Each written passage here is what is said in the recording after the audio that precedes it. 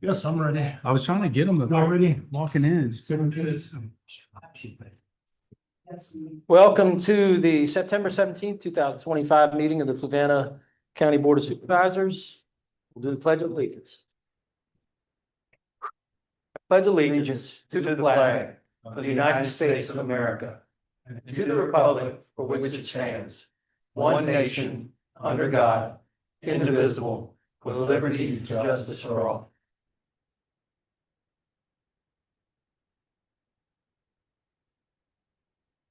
Amen.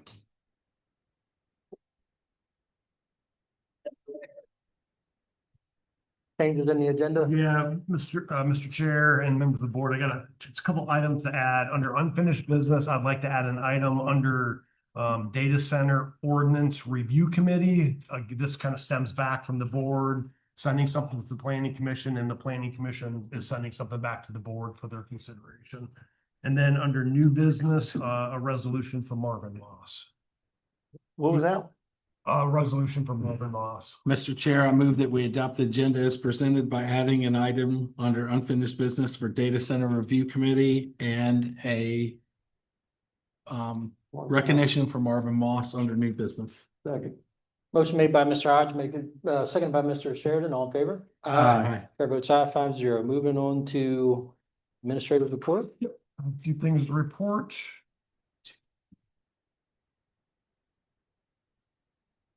Okay. So one, like I said, this past Saturday, we had Art in the Park. It was held at Fluvanna Pleasant Grove Park. It was held September 13th from 10 to 3. 21 craft vendors, 4 food vendors, and the Open Farm Museum. Attendance reached just about 500. And the final Art in the Park for 2025 will be December 13th, and that'll be a holiday theme Art in the Park. Also, right after Art in the Park that day, we had kind of the last group at the Grove for this calendar year. Again, that was held from 4 to 7 p.m. We had record attendance at this event. We had 475 attendees. Jefferson Speedboat performed, as well as we had local food trucks that participated as well. In the youth football cheerleading squad sponsored the beer garden and raised over $2,000 for their organization. So, like I said, we're happy to team up with some local sports leagues and help them out, and they help us out a little bit too. Also, the Butterfly House at Pleasant Grove. So tours at the Butterfly House are finished for the year. A total of 1,155 visitors toured the Pleasant Grove Butterfly House and Native Plant Garden since opening July 12th.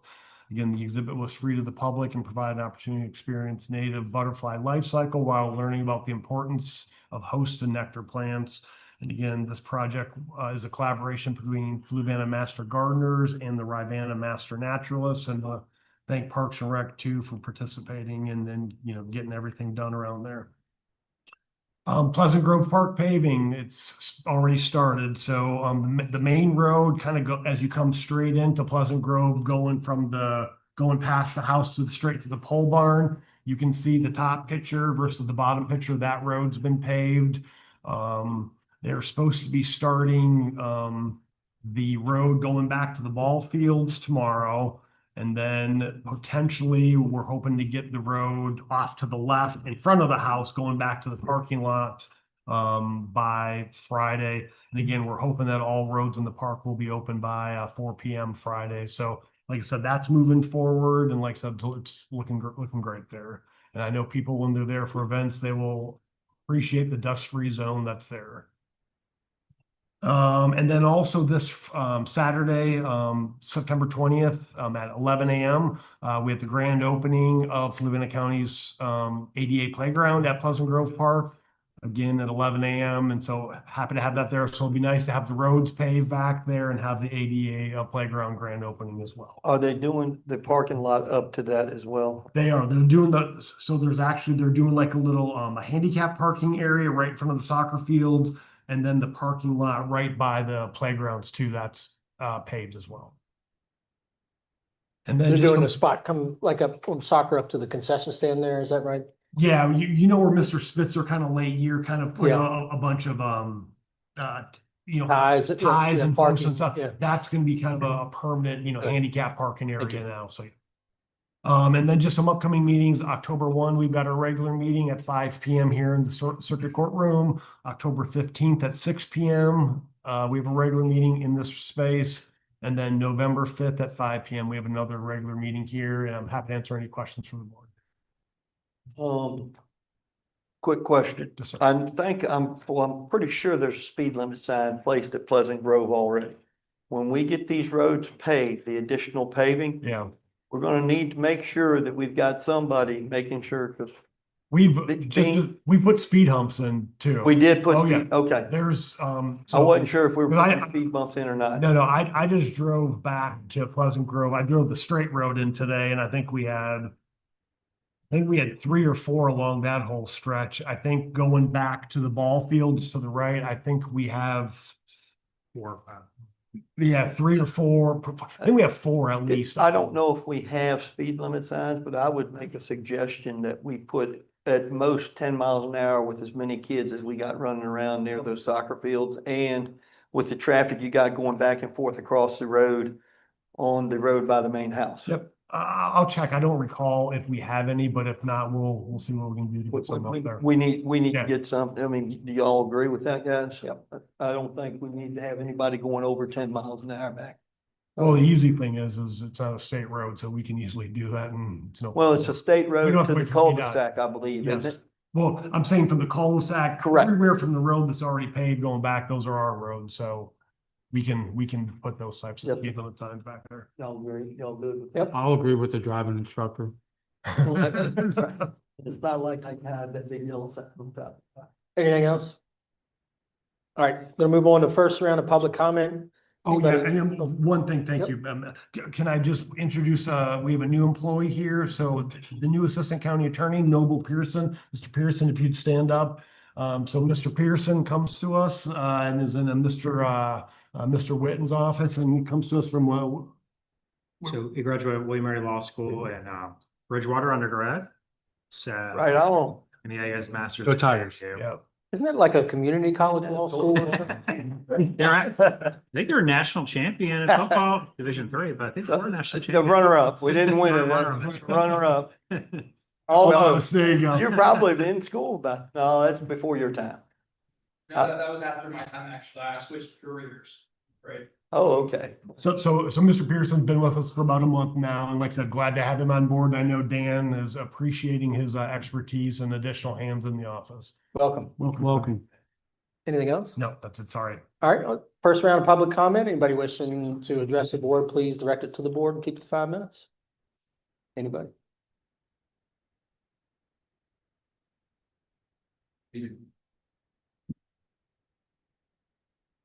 I'm Robert Nichols. I reside at 5199 West River Road in Scottsville.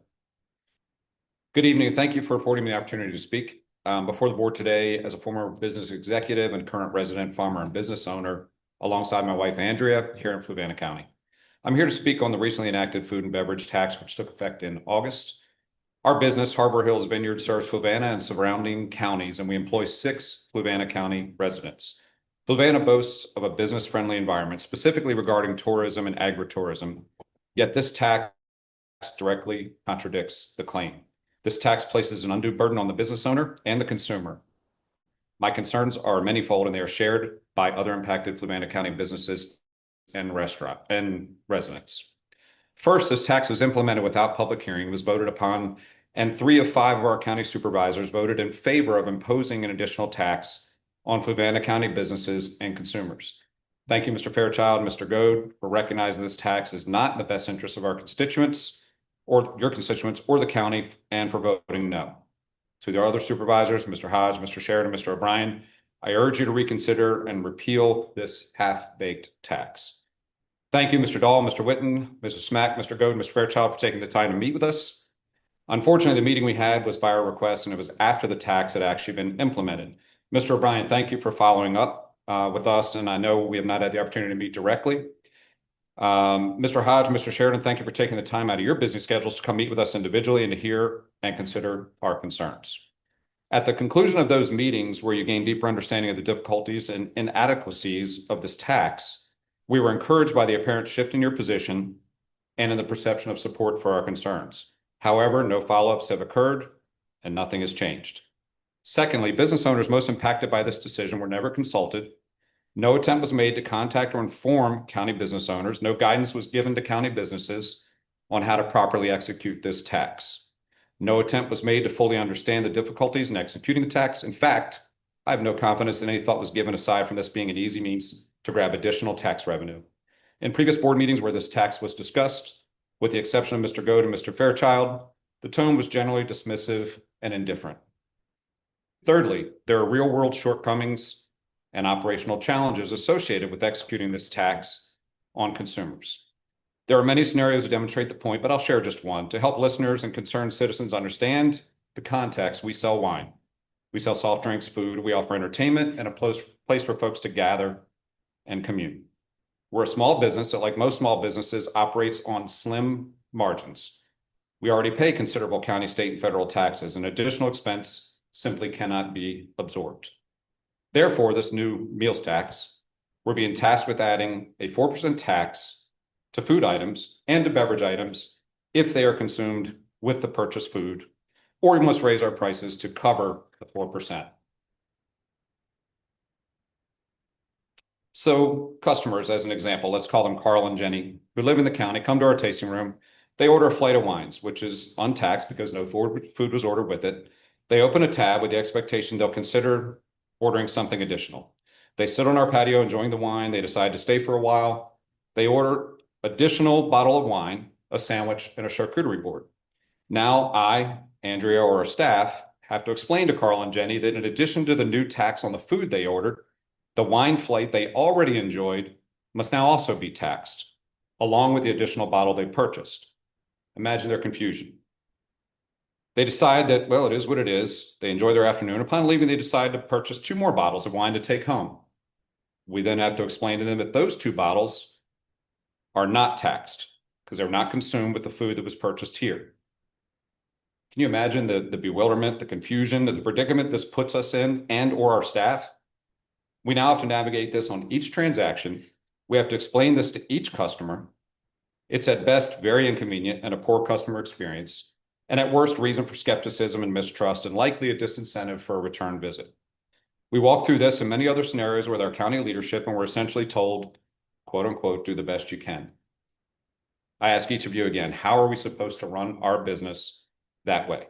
In business, you must be fair and consistent with every customer. You're asking us and our staff to make a judgment call and quote unquote, do the best we can on when and how to apply this tax, which opens wide the opportunity for inaccuracy and inconsistencies, which often leads to perilous outcomes for any business.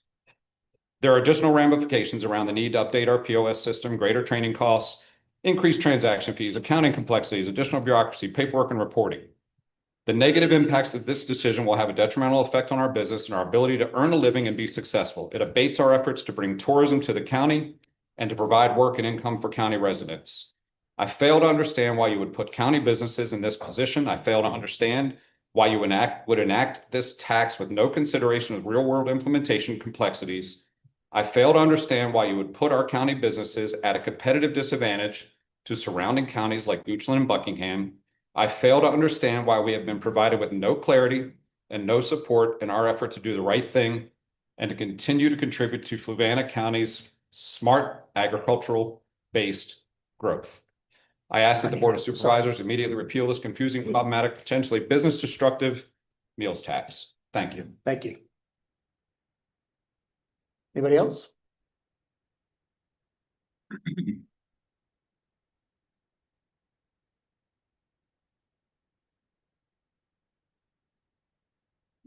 Don Renner, 3531 Union Mills Road. Again, I want to point out inconsistencies in assessment data in Fluvanna County. And our topic tonight are trailer parks. I think most of us know where Royals is at on 15. Just north of Royals. So Royals itself is taxed at $75,000 for the 1 acre. North of there is a little trailer park right beside it. It's taxed. It's also zone B1, just like Royals. And it's taxed at $19,300 an acre. Again, these parcels touch each other, they're both zone B1. Now, right across the road are two more trailer parks, right across the road. Both zoned A1. One is taxed at $21,250 an acre. And the one south of it is only taxed at $8,000 an acre, $8,001.17 to be exact. So how can properties that do the same thing, serve the same function for the county, be zoned differently and have widely varying assessment rates? So we'll move on down 15 south to Dixie. So right as you come into Dixie, and if you don't go 6 west, you come on to a trailer park on your right-hand side. And it is 2.2 acres. And it's assessed at $16,318 an acre. Also zoned agriculture. I haven't seen any corn, cows, or anything else there in my 40 years living in Fluvanna County.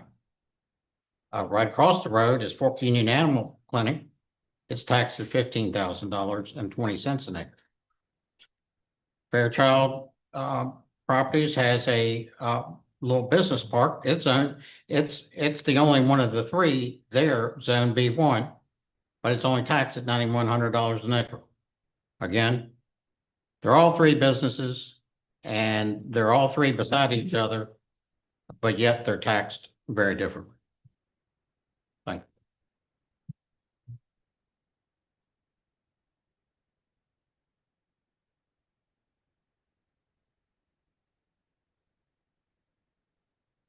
Patty Rayner, 3531 Union Mills Road. And I'm going to continue with describing the inconsistencies and the discrepancies among the properties, which each and every one of the board members here have access through GIS and can verify this information very easily. As I always do, I've asked the board to do a complete audit. No one ever wants to do that. That always leads me to believe when you ask for somebody to do something they don't want to do, there's information they don't want publicized. They don't want it to be out there. So that kind of answers that question, but nobody will address that. So obviously you guys don't care about the discrepancies and you choose to believe that everything is equal and fair and consistent, which we all know is not. So again, I asked for that. I also asked for an avenue where you can have a discussion. You can get answers, you can ask questions. All we can do here is air our concerns. You can't get answers. You can't ask questions. If you can ask questions, they're not going to get answered. So that's not acceptable either. So I'm going to talk about some properties on Route 250. And that is one of the areas that is been business for quite a while. So let's start out with the old Cosmic Brothers building there on Route 250. It is zoned A1, use code of 40, occupancy code commercial. And that is taxed at $19,183.57 per acre. We'll move on down to the Fluvanna Auto LLC Emergency Vehicle Shop. That's just a short distance from there. It is zoned B1. Use code 40, occupancy code commercial. Guess what their tax rate is per acre? A lot more. $63,083.83. Does that sound consistent? And does that sound fair? And why do we not want to investigate why this is happening? Okay, well, let's move on down a little further. Just off of 250 on Memory Lane, the Diller Excavation Construction Company. And that is 15.73 acres. Zoned I1, use code of 40, occupancy code commercial. I know you guys know it is not fair and it's not consistent. 22,000 $630.47 per acre. How can that be? How can we as a county not want to tax the businesses fairly? Okay, well, let's move on. So there's a little developing park. There's Zion Station. There's multiple businesses. I-1, majority of them are I-1. There is the Stonegate Land Holdings. They have 1.695 acres. I-1. Most of these properties in there are zoned I-1. They're taxed at about $150,000 an acre, except the Lafayette School. The Lafayette School in the same park, the same development park there, the Zion Station Park, and it is zoned B1 with a use code of 40, occupancy code, commercial. All the other I-1 businesses there, commercial also. And they're also a use code of 40. And the Lafayette School is taxed at $172,200 per acre, and they have less than an acre. These businesses touch each other. These properties touch each other. Now, we're only talking about the land. We're not even talking about buildings. That's a whole nother beast. Okay, so let's move down a little further on 250. Just past there, you've got the old Edgecombe building. And what would you guess? 15.95 acres, I-1, use code of 40, occupancy code, commercial. $65,673.98. How is that? There's no consistency, there's no fairness. And I've got a lot more examples here, and I'm going to continue to bring these examples up, and I'm going to continue to ask for the same thing that I asked for. Fair, consistent, and an audit to bring all of these properties in compliance.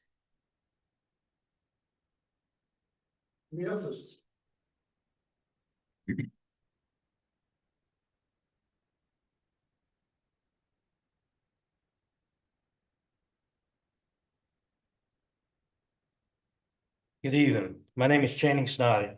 I live at 1342 Salem Church Road, Palmyra, Virginia, 22963. I'm a local farmer. I own Snoddy's Electrical Service Incorporated.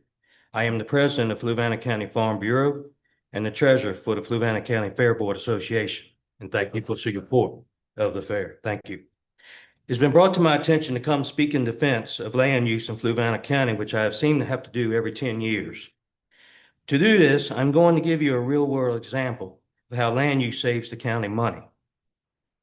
I have been farming a piece of property on North Boston Road for 20 years, consisting of 94 acres. 20 acres of it is hayland. The rest is timber. My average income in hay sales is $2,400.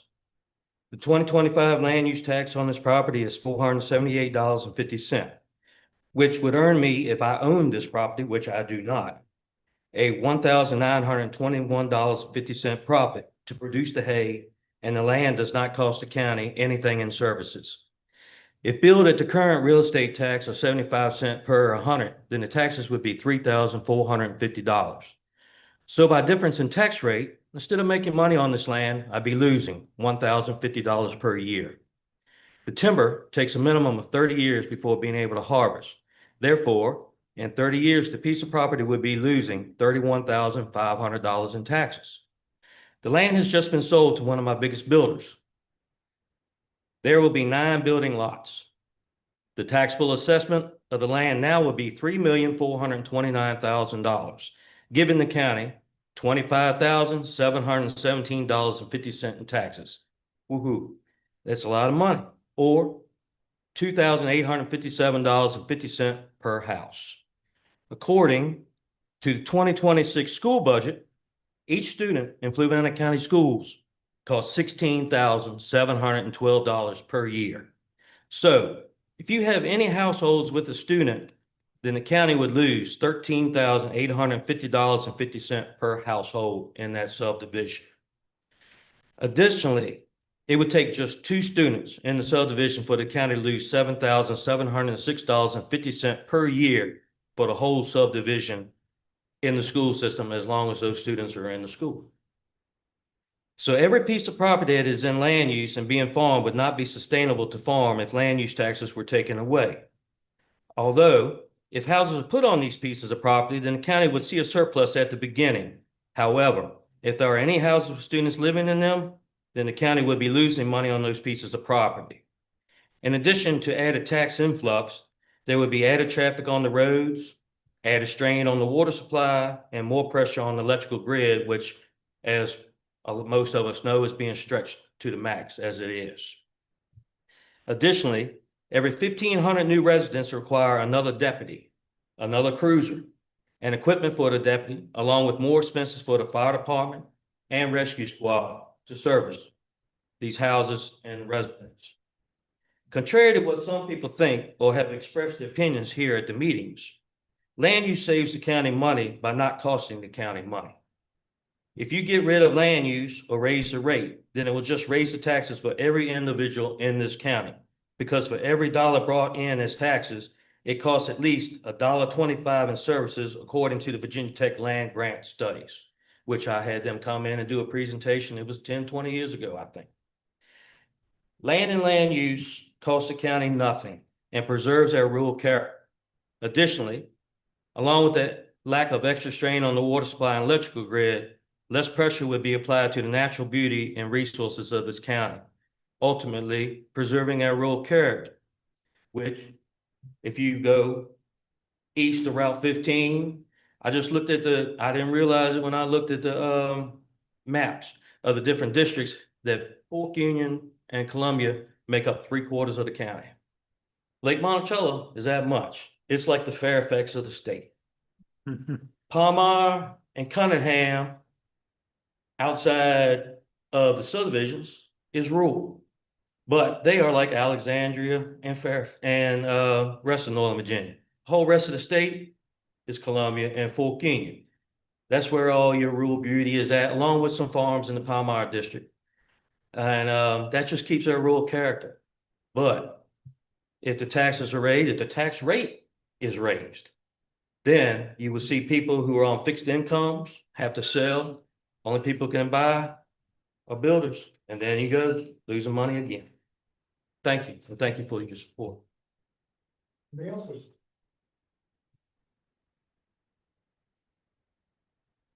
Seeing nobody, we'll wrap the first round of public comment. And we will move on to the presentation. And May, historical courthouse renovation update. Yeah, just a quick update on this. So as you know, we were working to finalize the invitation for bid documents. So after meeting with our consultant, architectural consultant, MFTA last Friday, we had some discussions about just the completion date of that. Because of that, we met with the Department of Historic Resources to see if there's any opportunity to get a 2-month grant extension for that. And I'll kind of give you a little just rundown here. So right now on our current path right now, we put out the invitation for bid, put out the 30 days, get a contract. Any bidder would basically have 7 months to complete the project by the July 1 grant deadline. After speaking with our consultant, they feel that there's a couple things. One, you've got something called liquidated damages if the project's not completed in time, or two, if any contractor's trying to finish the project, they're going to do all they can not to hit the liquidated damages. So they're going to be using overtime. And so basically what that means is those bids for that project are going to be a little higher than they normally would. So we had a conversation with the Department of Historic Resources. They completely understand that. And the reason to contact them now versus waiting later is as we're getting ready to put out the invitation for bid documents, if it shows a later date versus July 1, it would be beneficial from just a bid standpoint to have that slightly later date. So, met with Miss Kilpatrick, explained that to her. Again, me and the architectural consultant, we met with DHR and they understood that. And So they're open to extending the grant by a couple months just to allow us that little bit of flexibility. And that's all we said. You know, they only offer a 6-month extension. I said, look, all I want is a couple months just so we can put on the bid documents and we can be done by September 1. So Mr. Witten and purchasing, they're finishing the invitation for bid. And then as soon as we get that, we're going to send the bid document to DHR to just review, and they seem very open to extending that extension for that. Just so one, the bids are not as expensive. And so just to kind of see, so this is the original kind of time frame. So we're about 1 week past what we had anticipated for the bids going out. So the bids were originally going to be out for 30 days. And then we had about a 3-week review period of the bids. We still think we can get this a little bit back on track a little bit, because speaking with Mr. Witten, I think we can probably get the bid documents out we're hoping by the end of next week. And so again, we would be maybe a couple weeks past what we originally anticipated. But then that gives us a little cushion at the end where we're hoping that bids will not be unnecessarily inflated for, you know, liquidated damages or any overtime charges to get it done by July 1. So, you know, speaking with DHR, they said as long as a majority of the grant project is done by that time, they didn't have any issues with it. And like I said, I had a conversation with Miss Kilpatrick too, regarding this, and she's been in a lot of the meetings. She couldn't attend this meeting, but I did update her over the weekend when I saw her. And so I just wanted to give the board just kind of an update on where that was, and just, you know, see if you had any questions. If they didn't give that extension, would that have been concerning? I think we can get it. No, I mean, I think we can still get it done. I mean, here's a little bit, you know, there's holidays, and the only thing you don't know about is the weather piece.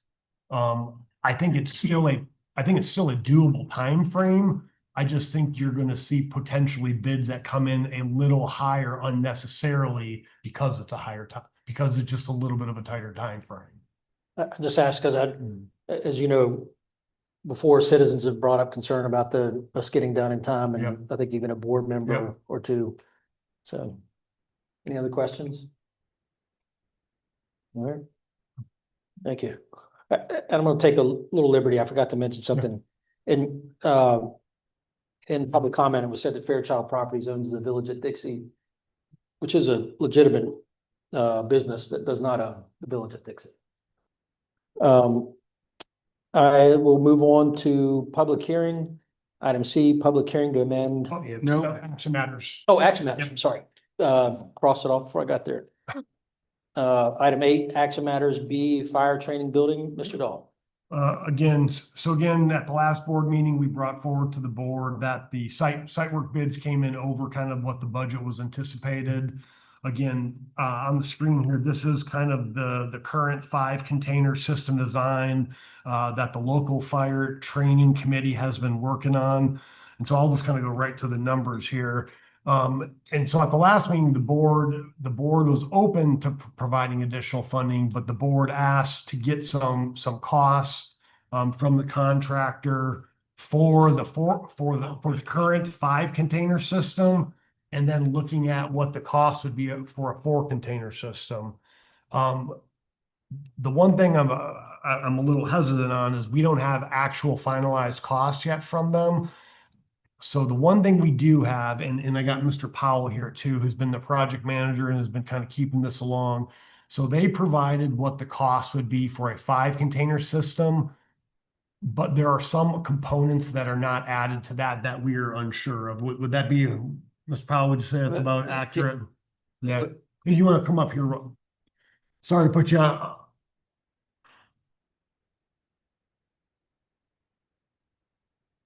So if you look in the right-hand column, so 680,000. So the last quote we got for that I have for the 5 container system was 680,000. 600, and this was as of and there's a slight typo. In the agenda item, it says it was from January 1, 2024. It was actually from February 2nd, 2024.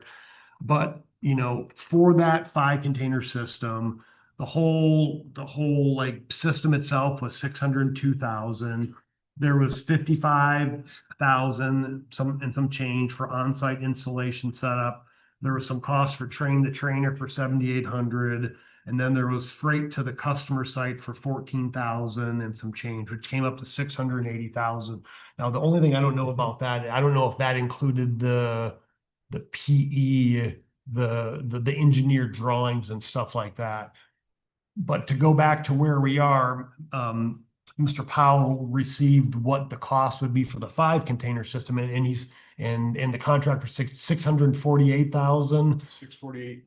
46. Yep, but that wouldn't include some of the costs for basically crane rental and labor. So right now, what I've got, because like I said, not knowing what it was, since we had a $680,000 cost going back almost about a year and a half ago, or a little bit more than a year and a half ago. Any contract over 500,000, we would have a payment and performance bond of 5%.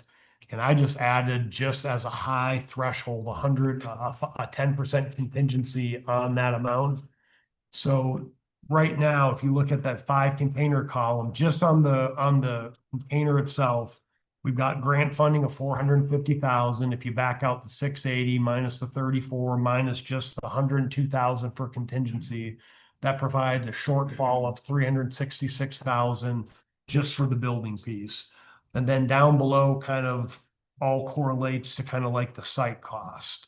And so again, you know, we had some previous grant funding for design. The board provided 550,000. The board provided some smaller supplemental appropriations previously. And when you go down here and you know, back out all the costs for professional services, you know, again, for designing everything, you know, for having construction phase services, having, you know, basically someone reviewing all of the construction phase documents. You know, we would need to get some special inspections, foundation, construction materials. There was an electric charge to Dominion. We're not sure what that is. We just put an estimate in there, and then just putting another 5% contingency fund in there, because we know what the site work and the electric bid's going to be. That's at 583,000. And there's also, because the bids came in higher than the 500,000, there's a 26,271 payment and performance bond. So under the site work components below, that leaves us a shortfall of 246. So just based upon these figures, without having all of the actual costs right now, that would be about another 612,000, with some of those, which I hope are very high conservative contingency amounts in there, but without actually knowing them, I feel confident that those are good high numbers, but I mean, I don't have the final numbers.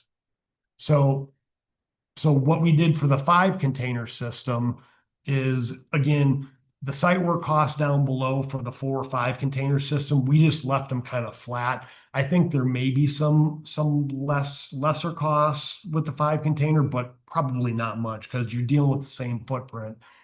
So if you look up at the 4 container system, so if you take that same 680 and we just estimated, say you get rid of that one vertical piece, and so you know, some of the ongoing estimates were about $100,000 per container. And so if you take 680 minus that 100,000, that brings you to 580, and do the same exercise, you know, there'd be a payment and performance bond. I added another 10% contingency. So that gives you a 246. So I'm showing we're somewhere in the neighborhood of 492 for the 4 container system to 612 for the 5 container, without having like any type of final like container costs at this point. So like I said, the board wanted me to come back with what the costs were.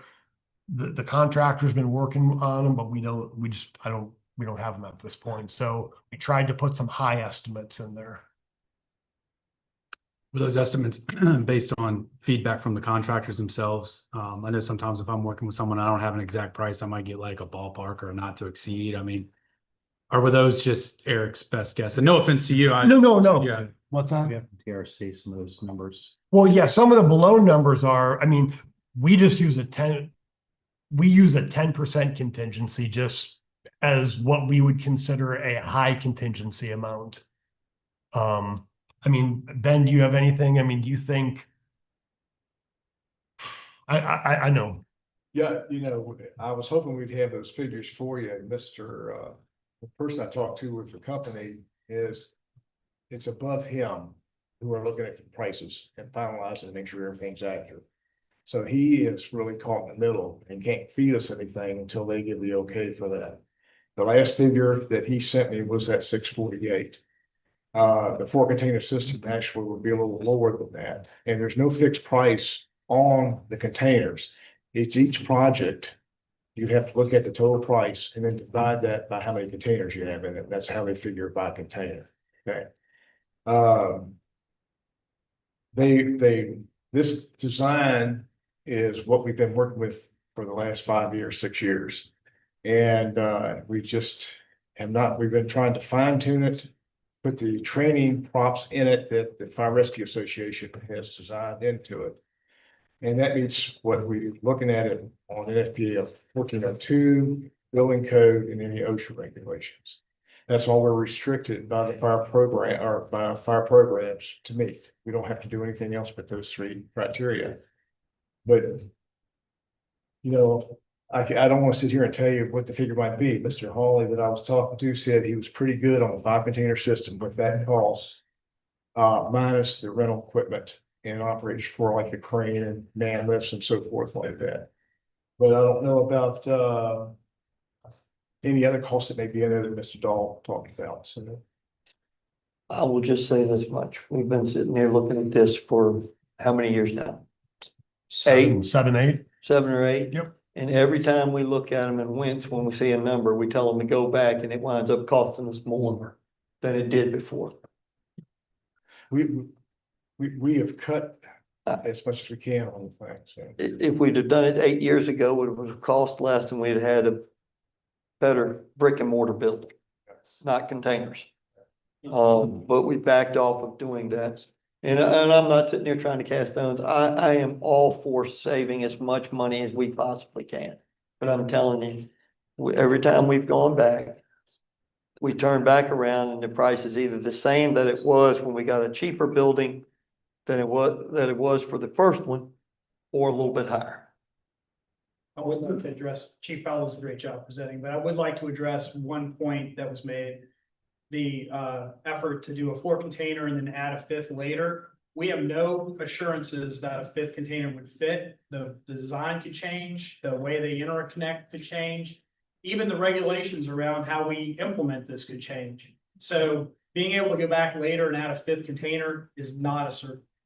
And I want to make sure the board is aware of that. Not only is it not a certainty, but then you're looking at renting cranes again and doing all the same stuff that we've already done again.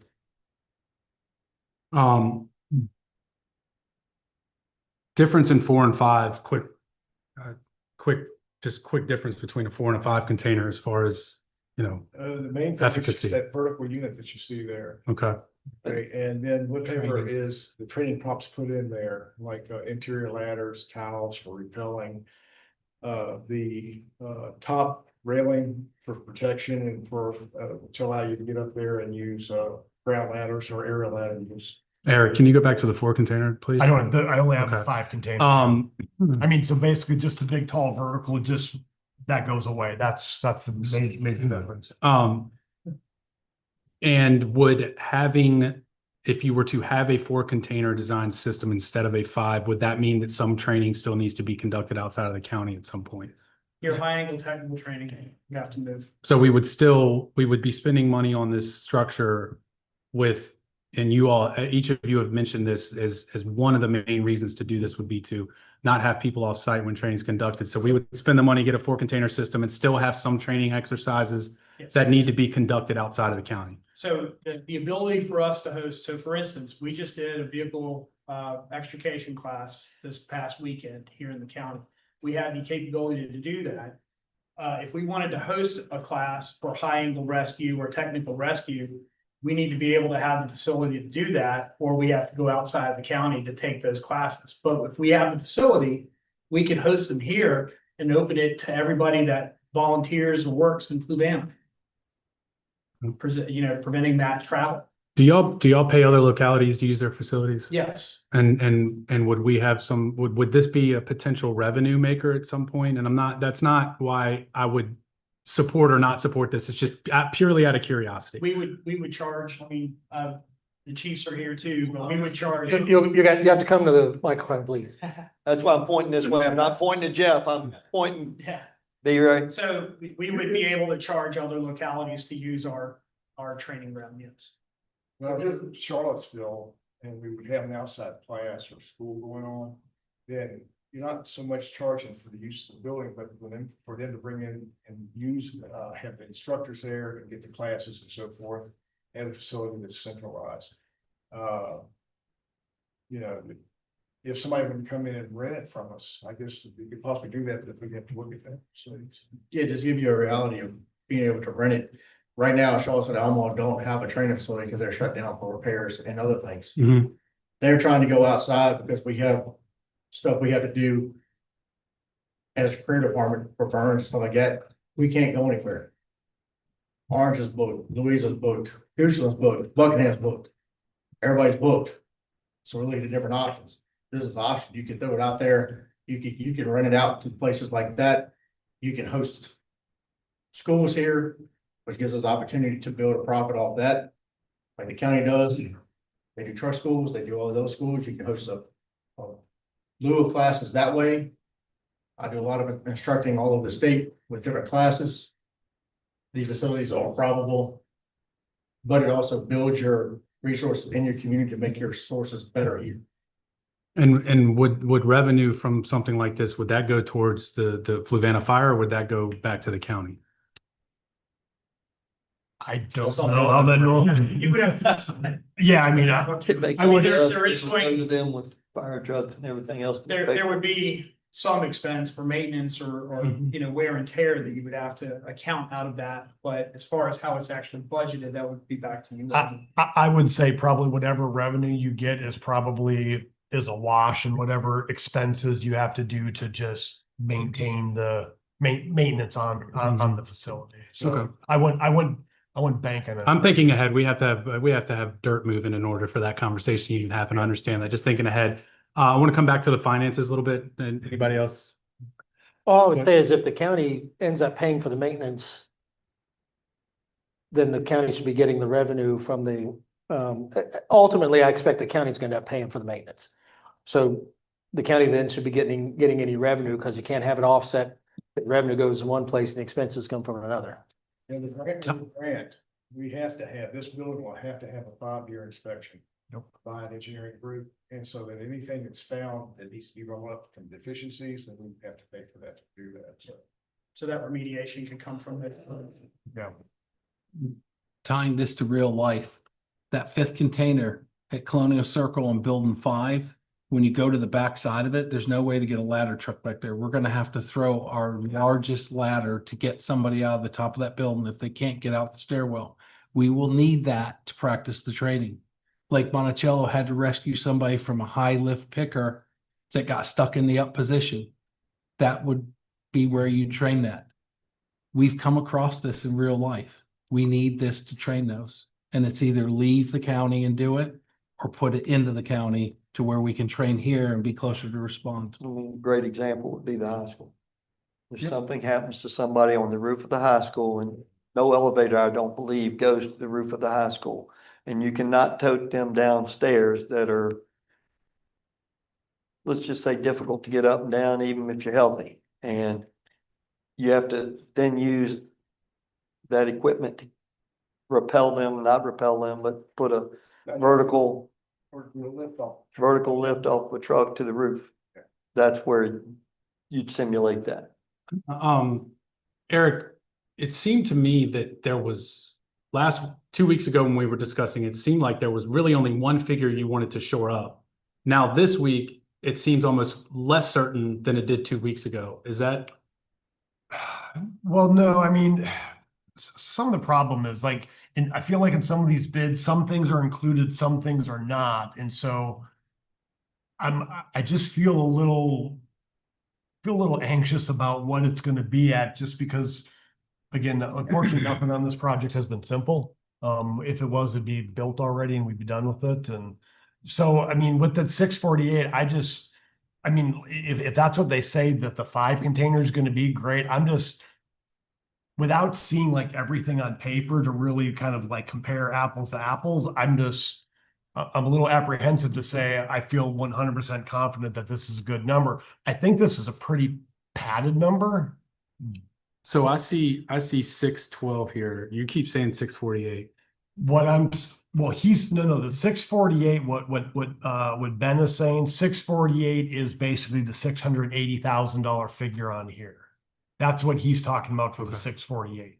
So the company is saying that the 5 container system with props and all that is 648,000.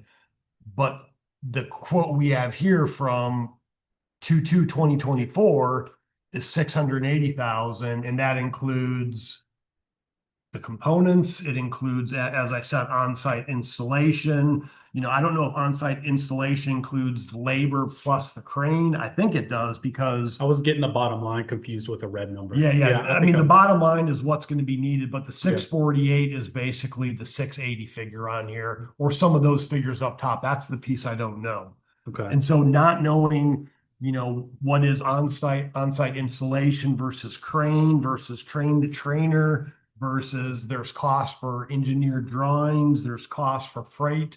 Without seeing that full breakdown, I'm just a little hesitant to say, oh yeah, this is a rock solid figure. Thank you. My last question, does the contractor or contractors benefit at all from not having their bids in before we vote on a particular figure? I mean, we'll put it out for RFP. I mean, they would know the budgeted number. I mean, obviously, we already have the bids for the site work, but they would know the budgeted number. I'm just trying to make sure. You know, the one thing, just as you say that, Mr. Goode, you know, the only thing, you know, we were trying to go back, and Dan and I were talking about this. So the site work bids are good for 90 days. So the site work bid came in August 22nd. And so again, you know, we got, what did we say, until roughly November 22nd is 90 days. So in theory, we could put out an RFP without, I think you could put out an RFP without taking funding action right now to see where the bids come back. That's not what I'm necessarily at. I'm just, Okay. it seemed to me that we were actually getting actual quotes from people who were going to be doing the work, and they were saying, oh, well, I just don't know. I don't know. It would be convenient to not know until the board votes on a figure, was my only question. Well, I see what you're saying. I thought we had kind of already decided, hey, this is our contractor, but it seems to me that we'd be putting it out for bid at that point. Well, So there would be some competitive bidding going on. So we would put it out for RFP, and the specs would be very specific. And so I think you are going to have very few bidders. Again, some of these systems, the way they're built, there are only certain contractors that can do a system like this. But conceivably, what I'm trying to determine is conceivably, if we're looking out for, you know, bottom line on this, if we put out a budgetary figure, there is going to be some competition among private businesses that will make sure that cost is competitive, in a sense where they're not just taking a stab at a figure of a budget that we have and shooting for the roof, rather than there's going to be a competitive process that could potentially keep prices down, is what I'm trying to get at. Unless there is another contractor that cannot meet the specs of the RFP. Okay, I understand. That's the only. I'm just making sure we don't have lone contractors that we're working with that are sitting there watching this meeting saying, this is what the budget is going to be. Let's shoot for the moon. Also, That's if the all. bid's coming too high, you can rebid it. Okay. They say the bids exceeded the budget, and we're allowed to rebid it. Cool. And then as far as the performance and payment bond, that's the county's option. It protects the county, performance bond protects the county if if the contractor walks from the project. Payment bond protects if the subcontractors aren't paid, but we don't have a requirement right now in county policy for performance payment bonds, so it's kind of our option. Okay. But that's additional 5%. So yes, so the board could either say, we want to take action right here and we want to set amount, or if the board is willing to go to some sort of additional funding, if you have some amount in mind, but you don't want to vote on what that number is, because maybe there's only one company that can actually meet the specs of the RFP. We could put the bid out, wait to see what the bid comes back in before we execute the site work bid.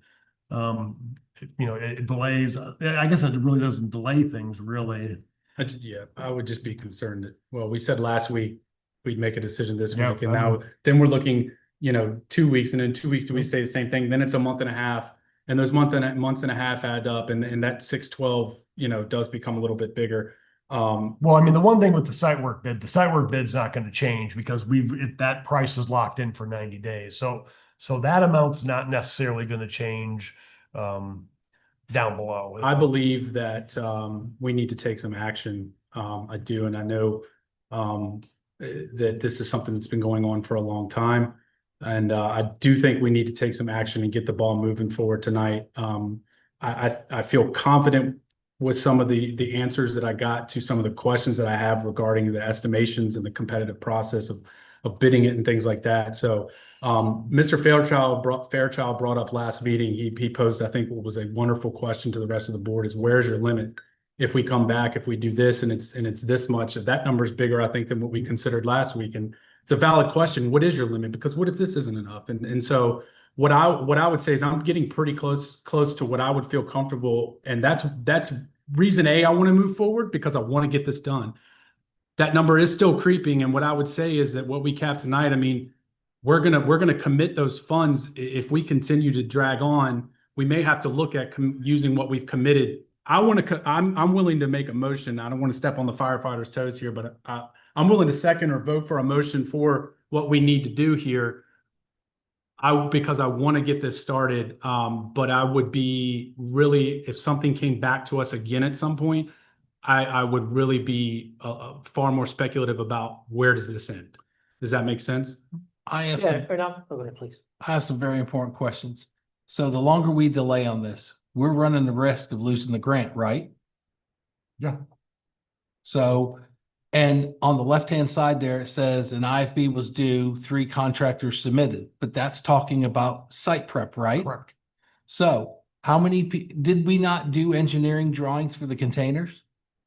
No, because the companies do the engineered drawings, and then then we would have to have our engineers to review them, and then the structures group has to review them. So, But yeah, you buy the engineered drawings with this type of system. so how many manufacturers or how many people would bid on the containerized system? How many people make these? Here's the thing that meet the exact specs. I have not a clue, but I would. Does that not lead you down the path of a single vendor? They don't have a patent on the system. So Ben, you said there's other contractors Yes, that sell this they system. get emails from other companies. They know we're gonna come out. Yeah. They are asking when. To answer your question, Are they, I doubt there's 50 contractors out there that do. are this. they I bet you it's a approved by small the Fire Services Board? They're open, know that whoever wants to bid that does this type of work and can meet the specifications for us. Or is open. They're in Canada plus across the United States. And wasn't there a 26-week deadline with Draeger for yes. ordering to delivery? Yes. So Yeah. working back from your date that you have to be before the Fire Services Board, what is that date? I had it. Is it not like now? March 2026 is when we were. I think- supposed to have finished. What do we come up with? I think it was like October 20th or something like that. We have less than a month. Oh, yeah, yeah. So if you're gonna let this out for an RFP, IFB, whatever you want to do, what time, are you gonna let it out tomorrow or by Friday? It has to be posted a minimum of 10 days once we post it. So basically, we're waiting to get the specs from Draeger on their container system. And so our purchasing officer is waiting to get the specs from Draeger on that. And I say we do the 5 container system and Yes. do it now.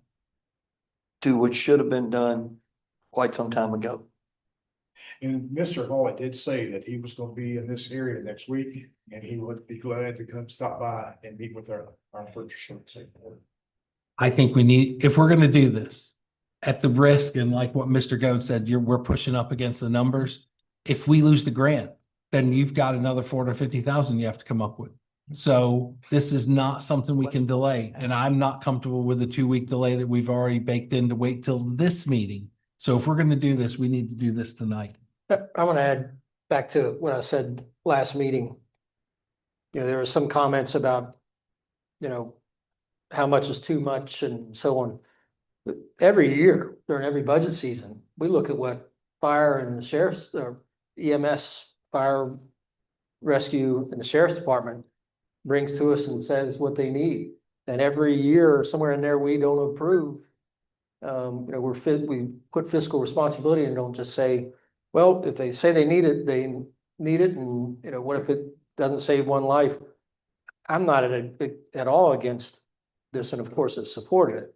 My only comment was, at some point, there's got to be a ceiling of fiscal responsibility, what you said, Mr. Goad. And my question was, where is that limit? And it's, when you're talking more than $500,000, we would be not worthy of the positions if we were not having that conversation. Right, and yeah, and just to clarify, I was indicating that I think that was a good point that you made, Yeah, because thank here we you. are 2 weeks later and it's higher than what we talked about last week, Yeah. 2 weeks ago. So I agree with Mr. Hodge that, you know, it's time to take a stand and get this ball rolling. Only higher based on our own estimates. Based on any response. The only thing that we added in here, so down below, we added, after speaking with the building official and having a meeting with engineers, some special inspections and foundation and construction materials testing would be needed. The 20 grand, we think that's a high amount, but we put that amount in there. Dominion Electric, I don't have any clue what the hookup charge is. We think that $20,000 is a high charge. And then the contingency fund, again, that's just kind of it's a cushion fund is really what it is. And then up top, again, not knowing what the actual system's gonna be, only knowing what I have from, you know, February 2nd, 2024. And I just assume things are more expensive at this point. So that's why, you know, I added the 10% contingency to the figure that I have actually physically seen. So And the site work itself, there's no change. Worry about it.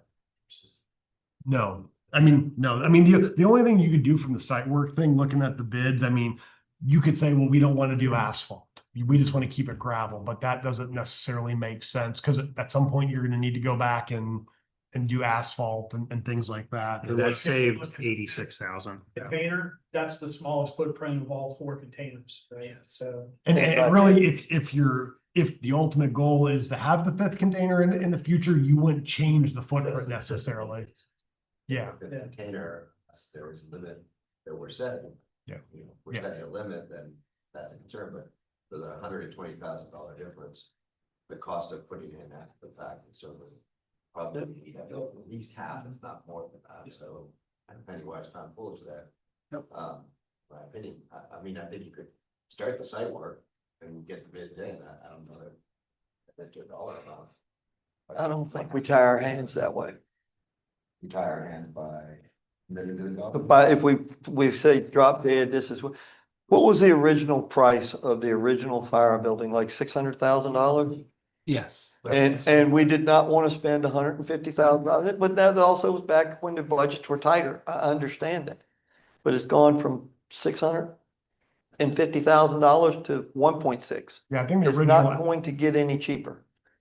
750. Yeah, I think the original estimate long time ago was around 750. Oh, 750. I'm off 750, by 100,000. And then for like the stick builds, they were coming in right around a million, Million. million one. Yeah, $1,030,000 was our first bid yeah. for the site and. So the COVID fiasco and the cost of everything going up was a Yeah. factor, right? Because this Oh, yeah. came up before. Oh, yeah. Yeah. So it's not just delays of the county saying, let's relook at other stuff. Everything that was gonna get built got affected. cost. Times cheaper. of Yeah. Building materials. And what happened wasn't the county's fault, obviously, what COVID did, or our fault, it's just, anybody who was in the trades, would know that how much the, building, products went up in cost though at that time, and they haven't come down at all. I mean, we've seen this in fire trucks too. You know, apparatus, I mean, back again, what we're talking for the training building is the equivalent of one truck. I was gonna say, how much is a new fire truck Yeah, right now? it's lot. more than. About $1.5 million. Yes. So I mean, you could move the truck a year later and then you have that, if you want to look at it that way, but You said it, I didn't.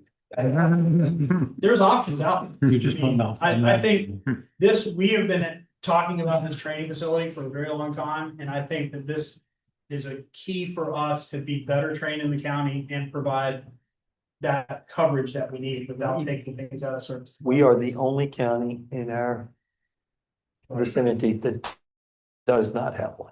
I don't think there's any question that we're gonna do this. I think it's just a strategic negotiating question, which is, are we better off not setting the dollar? Are we better off setting a dollar amount? I mean, we can start the sidewalk today, get the bids for that, that's committed. We can get the bids in for other stuff. I would think that strategically speaking, we're better off not setting a dollar amount. But that's just my opinion. Why? Because there is a bid. You're laying a figure on the table. Table. Look at that and you say, oh, I'm willing to go to here. So. But if there is multiple bidders, if it sounds like there is multiple people that can bid this spec, am I correct? There's potential of this. Oh, sorry. No, I mean, yes, there are. I don't think you're going to meet the spec. I don't think you're gonna see a lot that are gonna meet the spec. Okay, a lot. Okay, that's fine. A lot is, even two makes it a competitive process. One does not. You're right. Is there at least two that you think would bid on this, or three? WHP that's waiting, there's another company up in Connecticut that's waiting to hit, emailing me. And then Traeger, so. These three are. Do we have a motion to be made? I move the Board of Supervisors approve funding the amount of $650,000 from unassigned fund balance for the 5-container system fire training building. 15 or 50? 650. You said 650. And the number 612. Can we do it without a number? That's what I was saying. Basically, you start the sidewalk. The flip side I was going to mention on that is. Hold on, do we have a second? Then with discussion, right? Or can we, Dan? I'll second. Thank you, Tony. Now we're getting back to normal discussion. I was gonna say, if you don't set it, they may see this as a commitment for us and we're willing to go to $1 million and all the companies go high. At least they know if we have a limit, which that has been expressed tonight, they know that they've got to come in under this. Fair point. Yeah, I would just say that the number that was put out was guesstimate on our side. Correct. Might be higher. Well, and if you look back, I agree. And that's where we shouldn't flip the cards. I agree, Mr. O'Brien. What item is this? Sorry, A, right? B. You want me to pull B. it? Sorry, I got it. What we estimated. Yeah, the big cost, you're right. Okay, I was looking down here at And there is the contingency. smaller 20 and 30,000. And my only concern about putting 650 in there is it comes back and it's 680. Now we got to put it off 2. Yeah, we are setting a roof, you know, we are effectively setting a goal here, and I do not like that. Especially if there's a 1 or even 2 bidder, I'd feel much more comfortable if I knew for a fact that there were 3. Right. I've heard enough that I'm willing to do this, knowing that there is going to be some competition in the bid process, which could effectively keep the number down, but I don't want to set a ceiling too high. I said I was approaching, but I think, I mean, I'd be more comfortable with 615. Okay. No, I'll second 650 if you want to pull your second. So first we've got a You would motion, get it, man. motion of. Mr. Chair, I would like to amend my motion to change the $650,000 to $615,000. Got a motion? And don't hold that figure to me, because that was the best guess estimate, but I think it's a padded estimate. We're going There's a 10% contingency in there. to, I understand that. Like, anybody want a second? So, I'll second. Who second? oh, you're. No, I amended the motion. All right, motion made by Mr. Hodge, second by Mr. Goode. Is that right?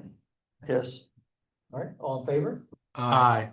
Chair votes aye, 5-0. Do Thank we you. want a motion to approve the contract with the Rock Construction? Now moving on. Well, hold on 1 second. Do we want a motion to approve the contract with Rock Construction, or we want to put that on the next meeting?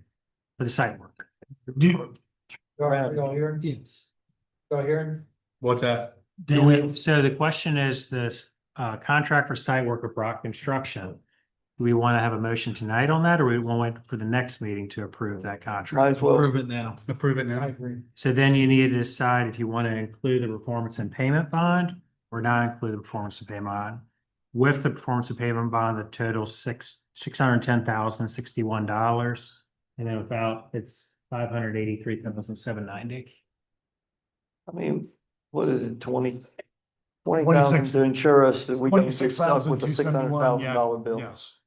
Yeah. So that's if they don't pay their subcontractors or if they walk away from the Correct. project, is it? And I'm gonna leave that alone. I'm not saying anything. Do we have a motion up there for that? Oh, so I guess I would say, So basically it'd be a motion to approve a contract with Brock Construction for site work for the Fluvanna County Fire Training Center in the amount of $610,061. And authorize the county administrator to execute the contract subject to approval as to form by the county attorney. So made. Second. Motion made by Mr. Sheridan, seconded by Mr. Goode, all in favor? Aye. Chair votes aye, 5-0. All right, that wraps it, doesn't it? yep. All right, now public hearing, item C, public hearing to amend 4-2-2 and 4-2-5 to establish a civil penalty structure for violations of both the dogs running at large ordinance and the unrestricted dogs ordinance. Mr. Whitten. So let me pull the. Okay. And Deputy Strong is on Zoom too, if the board has any questions for her.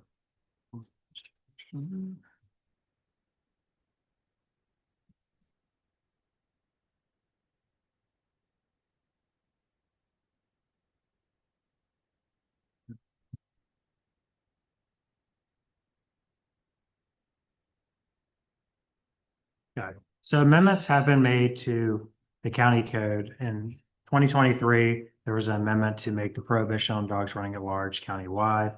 And then in 2024, the board made an amendment to have a prohibition on unrestricted dogs in county parks and properties. And then subsequently, the board made amendments to clarify the definition of violation under both ordinances. So the last few cases that I've taken to court, the general district court judge had a question regarding the definition of violation, whether it's each time the animal control officer writes up the case or if it's each time it comes to court. And so she preferred some clarity in the ordinance.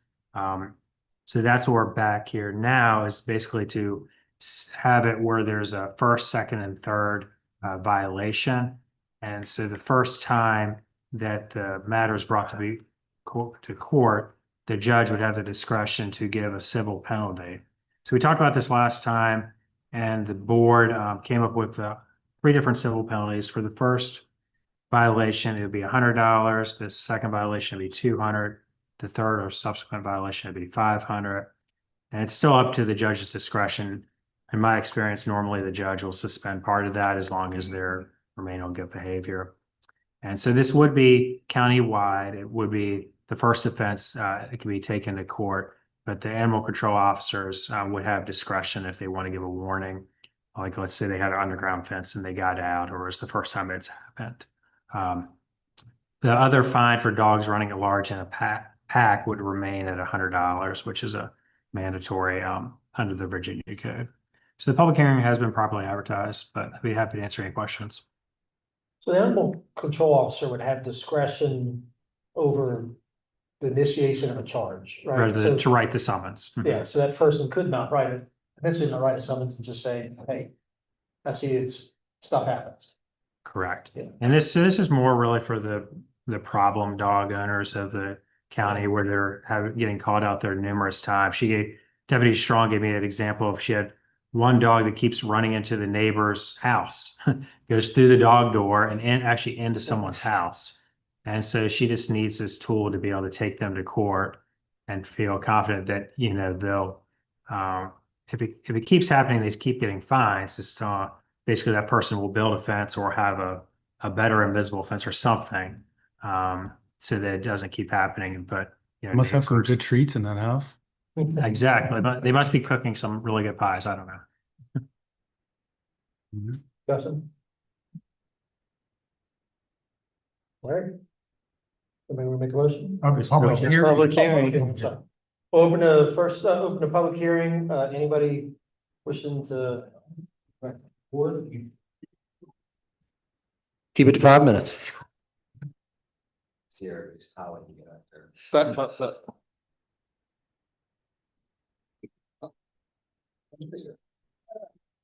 It's the hunter.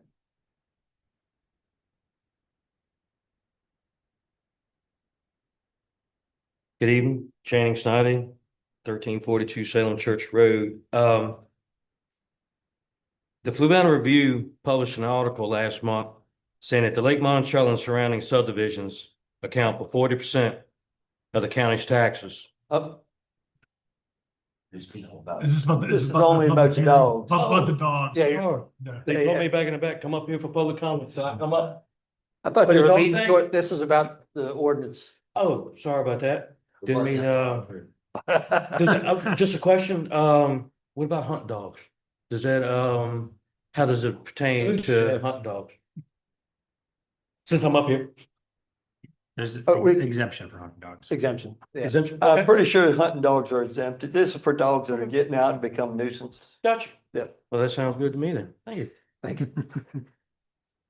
Man, that's the least Channing. All right, anybody else wanting to specifically ask questions or comments about the ordinance? Seeing none. All right, any comments or questions? Huh? Okay. I move the board of supervisors approve the ordinance to the county code 4-2-2 and 4-2-5 to establish a revised civil penalty structure for violation of dogs by the large ordinance only unrestricted dog. Second. Motion made by Mr. O'Brien, seconded by Mr. Goode, all in favor? Aye. I'm sorry, Mr. Chair, did you say? Aye? Yeah. All right, chair votes aye, 5-0. Item D, ZTA 2504, amendments to the Fluvanna County zoning ordinance to define mobile food unit and to authorize such activity by right in all zoning districts. Mr. Witten and Mr. Fortune. Good evening. What you have before you tonight is a proposed zoning text amendment. And bear with me here. It's quite a few sections. So we're proposing to amend section 22-22-1 to add a definition for mobile food unit. Currently, that is not covered in the county code. We're also proposing to amend sections 22-3-2.1, 22-4-2.1, 22-5-2.1, 22-6-2.1, 22-7-9.1, 22-8-2.1, 22-9-2.1, 22-10-3, 22-11-2.1, and 22-12-2.1, and 22-13-2.1 to authorize that activity as by right in all zoning districts. Again, the code currently does not cover this. Mobile food unit or food truck is not identified as allowed use. This was actually an issue 10 or 11 months ago. I won't get into specifics, but there was an individual wanted to operate a food truck. And in that particular case, I was able to come up based on the zoning of the property and what was already there to basically interpret the ordinance to allow them to operate it as an accessory use. I'm not always going to be able to do that. This would basically take away that discrepancy and save me having to come up with interpretations. It just makes it clear cut. The definition of mobile food unit is taken from the Virginia Code, and I'll read it for you. It's in proposed ordinance before you, but I'll go ahead and read it for you. Mobile food unit defined as a restaurant that is mounted on wheels and readily movable from place to place at all times during operation. Just a very clear-cut definition. This was developed after months of discussion going back to February with the Planning Commission. So after all those months of work, that's what we came up with, which is in your packet tonight. The amendment was presented to the planning commission in August 12th for a public hearing. And the planning commission voted 5-0 to recommend approval. At this point, I'll take any questions you might have. All right. We'll open it up to public hearing. Please keep it 5 minutes and direct it to the board. No thoughts on food trucks? All right, we'll bring it back to the board. Any discussion? Move that the Board of Supervisors approve ZTA 2504, an ordinance to amend and reordain the code of the County of Fluvanna, Virginia by amending section 22-22-1, 22-3-2.1, 22-4-2.1, 22-5-2.1, 22-6-2.1, 22-7-9.1, 22-8-2.1, 22-9-2.1, 22-10-3, 22-11-2.1, 22-12-2.1, and 22-13-2.1 to define mobile food unit and authorize such activity by right in all zoning districts. Second. I heard that read like 5 times at planning commission. I just want to give it a shot. Rest of the board appreciates you stepping up. Amen. All right, motion made by Mr. Goode, second by Mr. Hodge, all in favor? Aye. Chair votes aye, 5-0. Moving on to item, are we D or E? E. ZTA 2507 amendments to the Fluvanna County zoning ordinance to conform to the Code of Virginia by removing planning commission approval authority for the administrative review process for plats and plans and assigning such authority solely to the subdivision agent and by changing certain review timeframes. Mr. Whitman, Mr. Fortune. And again, we have a proposed ETA before you, and as the title suggests, this is actually coming down from the state. Basically, we're being forced to do this because of action by the General Assembly. Proposing to amend the county code by amending sections 19-2-1, 19-3-2, 19-3-4, 19-3-5, 19-3-6.2, 19-4-5, 19-5-2, 19-6-2, 22-14-2, and 22-23-8 to bring the county in line with the state code, basically removing planning commission approval authority for the administrative review process for plats and plans and assigning that authority solely to the subdivision agent, which is me, and by changing certain review timeframes. Just to give you a little bit of background, 2 bills came out of the General Assembly this last session. Senate Bill 974. Now I've got the text here, but I'll just read part of the summary for you. Senate Bill 974 removes planning commission and governing body approval authority for the administrative review process for plats and plans and assigns such authority solely to a designated agent defined in the bill. So we actually use the term subdivision agent. So you'll notice those terms are used interchangeably. House Bill 2660, just from their summary, shortens the time frames for various local government approvals of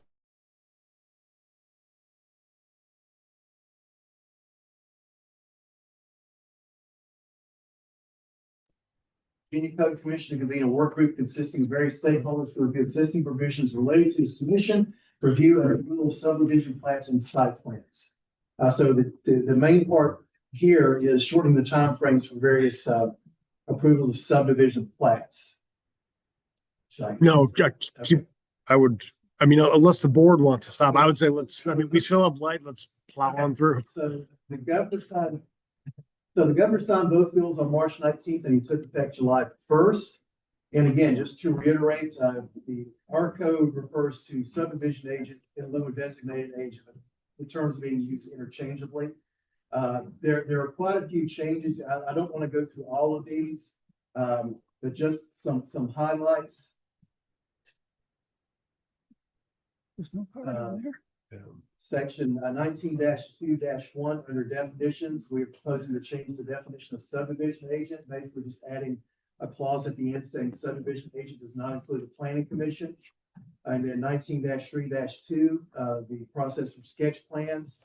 Part C, changing planning commission to subdivision agent to review and provide comments within 45 days of the sketch plan is submitted. And in part D, also replacing planning commission with the subdivision agent.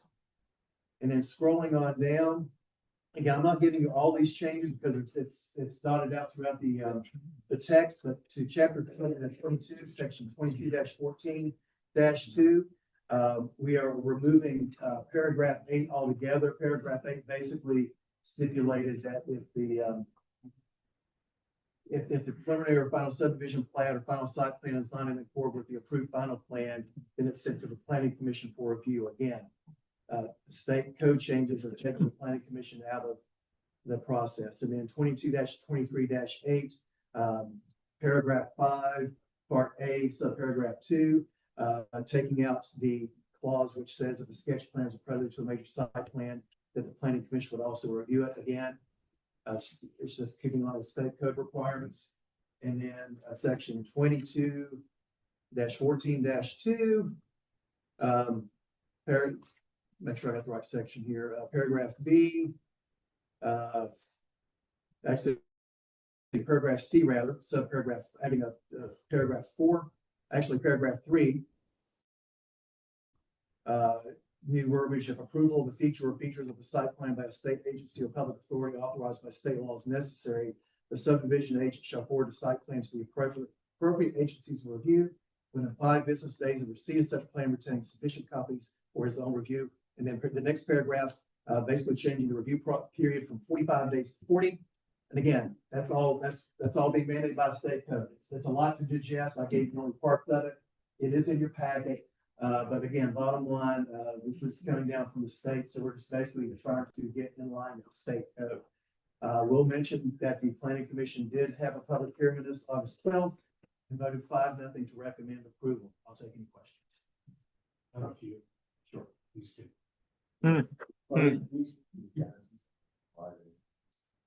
I don't know specifics. I can tell you I've heard some stuff through the grapevine. So I'm reluctant to share that just because it's hearsay. Tony, drawing on some of the planning commission discussions, it seems to me that developers wanted to speed up the process of having.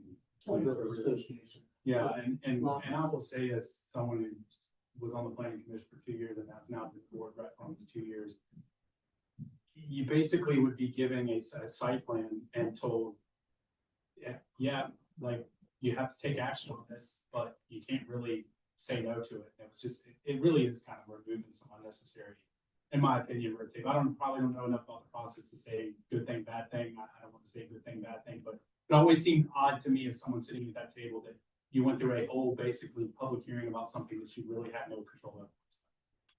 One question. Sure. We have to do this in line with the law of Virginia, right? Yes, sir. You can't be a rebel. Rebel without a clue. Control state. Correct. Without a code. All right, thank you. We'll open up public hearing, please keep us focused on the board and the 5 minutes. Okay, now we'll bring it back to the board. The discussion. Okay. I move the board of supervisors approves ZTA 2507, an ordinance to amend and reordain the code of the county of Fluvanna, Virginia by amending section 19-2-1, 19-3-2, 19-3-4, 19-3-5, 19-3-6.2, 19-4-5, 19-5-2, 19-6-2, 22-14-2, and 22-23-8 to conform to the Code of Virginia by removing planning commission approval authority for the administrative review process for plats and plans and assigning such authority solely to the subdivision agent and by changing certain review timeframes. Second. Motion made by Mr. Hawks, second by Mr. Rhodes, all in favor? That was 5-0. All right, item F, DMP 2502, Fort Beacon Drive-In, Mr. Overstreet. Good evening, board. All right, so this CMP 2502, this is a request to rezone from A1 agricultural general to B1 business general zoning district, approximately 2.74 acres of tax map 51, section 8, parcel 60, which is the parcel for 14 Drive. So they had a recent survey done after they went through the SUP process, and they discovered that there were a little bit of property surrounding the 14, the driving is being used for the drive. They thought was from the property, it turns out it was. So in order to rezone that section of property with adjacent tax map, they have to, in order to do a boundary line adjustment, they have to rezone the property, because you can't rezone between two different disparate zoning districts. And that's essentially what they're doing here. They want to rezone about 3 acres of the surrounding parcel, which they own, to B1. They're going to boundary line adjust that into the property. And that's it. There's nothing else going to be done. It's going to become part of Fort Union Drive and property. The planning commission heard this last August 19th and approved 5-0.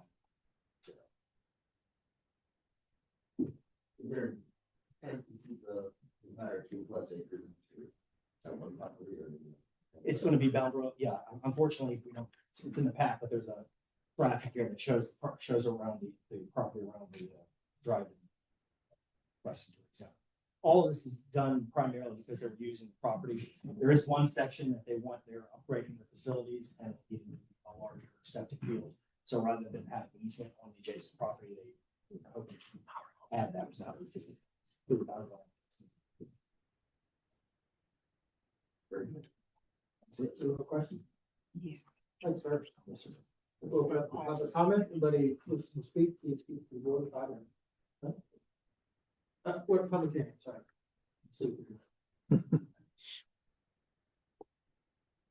Seeing none. Back to the board. Move that the,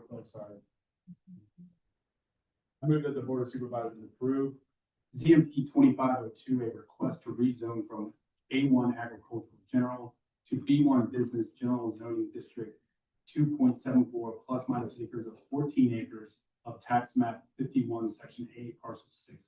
Second. Motion made by Mr. Rhodes, second by Mr. Howard, all in favor? Aye. Chair votes aye, 5-0.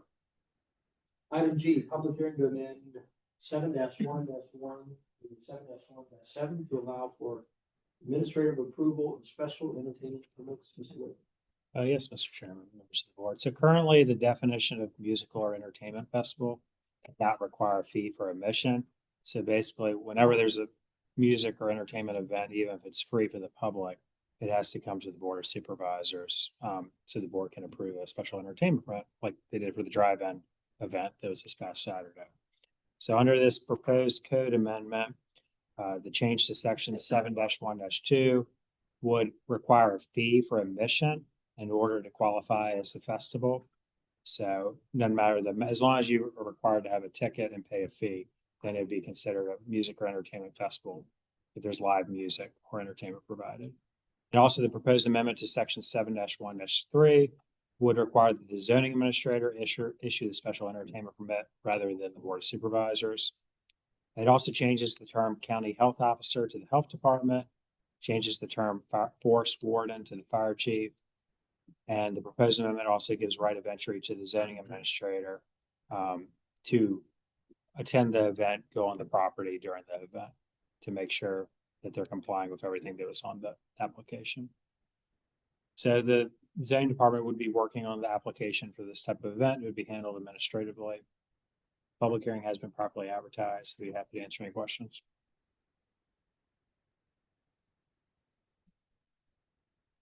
All right.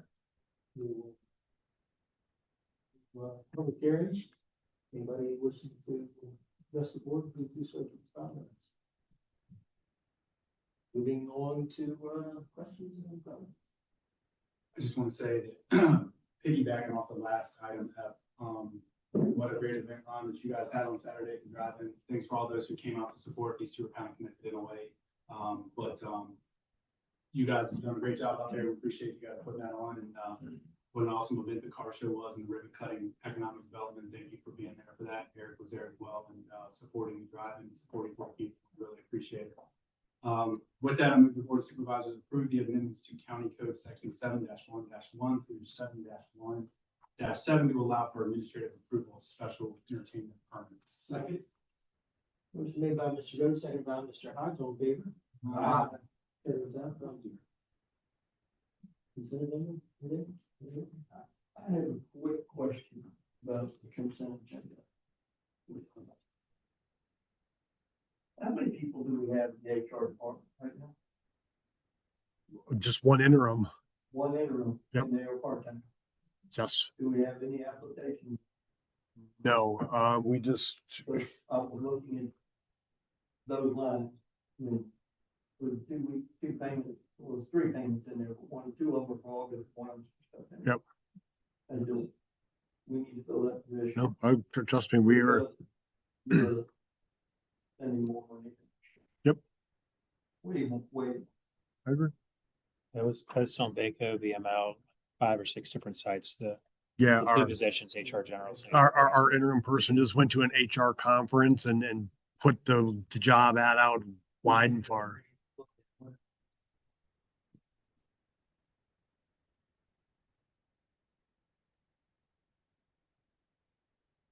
Be the consent agenda. Motion made by Mr. Chairman, second by Mr. O'Brien, on favor? Aye. Everyone's out, 5-0.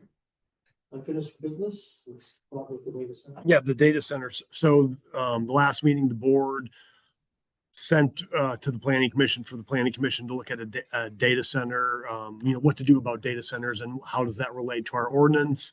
At this past planning commission meeting, the planning commission had discussion and really liked the way that, that the board and the planning commission kind of crafted the solar ordinance. So it was their recommendation to come back to the board and try and do something similar.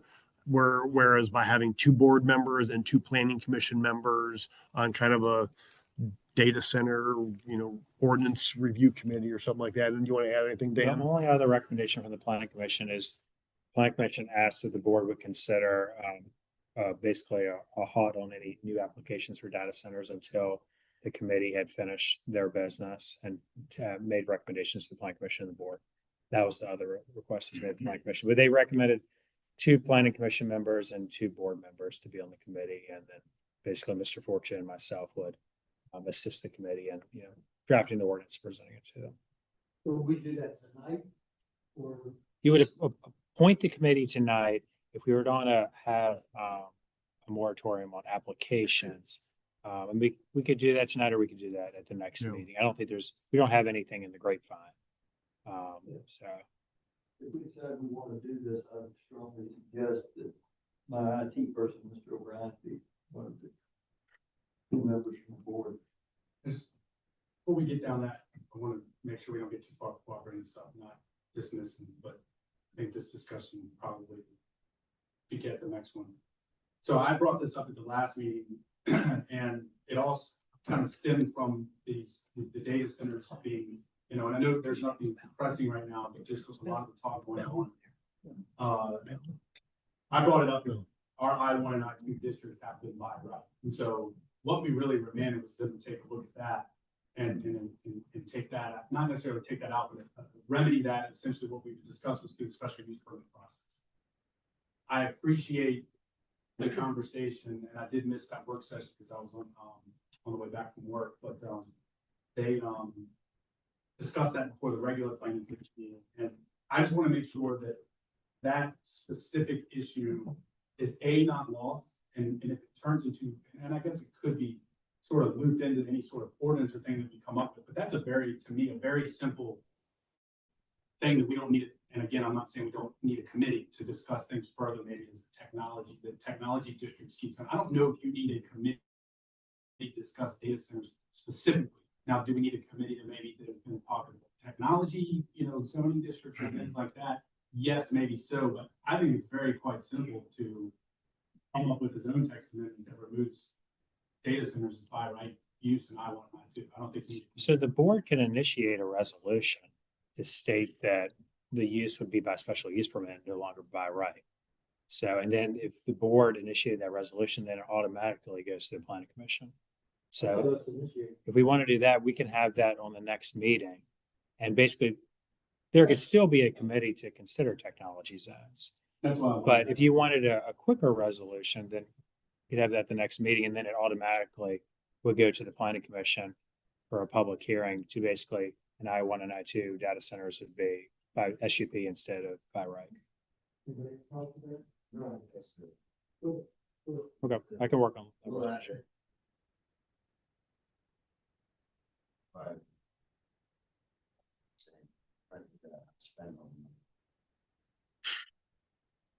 They also did not approve the third one. No, they got two of them, they about 30,000, you know. They are people. I don't think the committee also approved those through a special use permit process. I think especially for Conditional use permit. All right, so,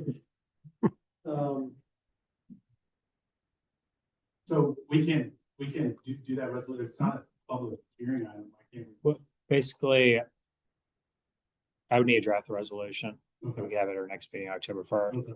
And then it would be a public hearing at the planning commission meeting in November. So it would come back to you in December, public hearing.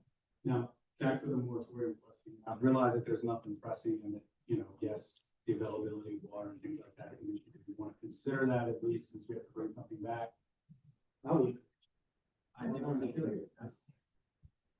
We're gonna vote on this in 2 weeks. Well, I mean,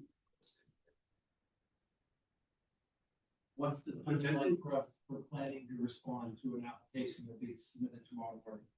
So basically it'd have to go to TRC. It would be a planning commission would be November.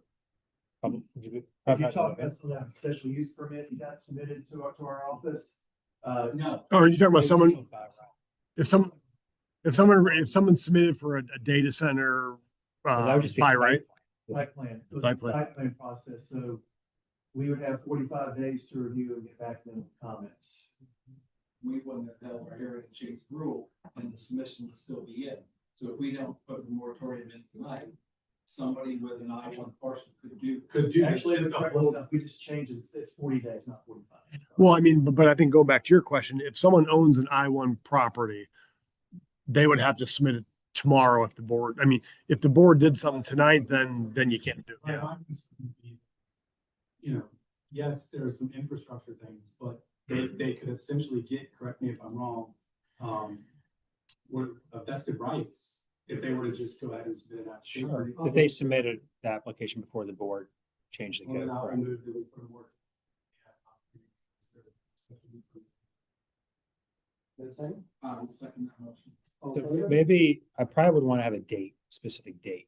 So maybe say December 31st of this year. But it's a little bit too general. Moratorium in place until December 31st. Next meeting have to be October 2nd. So October 1st would be the board resolution. We could advertise at the planning commission meeting October 7th. We'd still have time to get it to them to advertise the ordinance. So then correct. So then the public hearing would be November 18th. Correct. And then for the planning commission, the board public hearing would be December 17th. Okay. I mean, you can always extend the moratorium.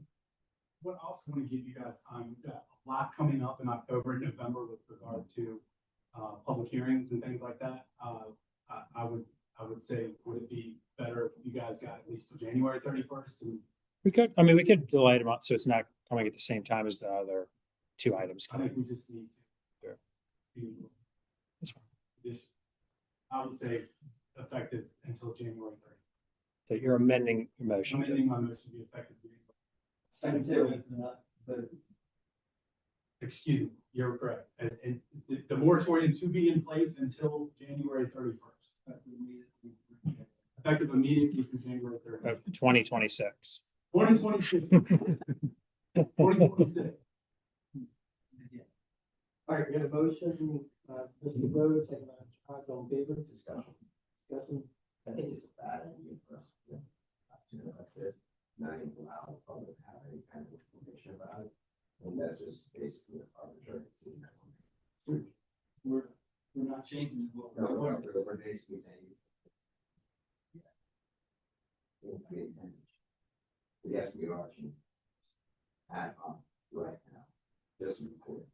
I'm not committing to this change, I'm committing to have public hearing to do a public. I understand your position, I'm just saying, ultimately, with the resolution, and we're all about it, we're putting this stuff to these firms, do this, but we are actually.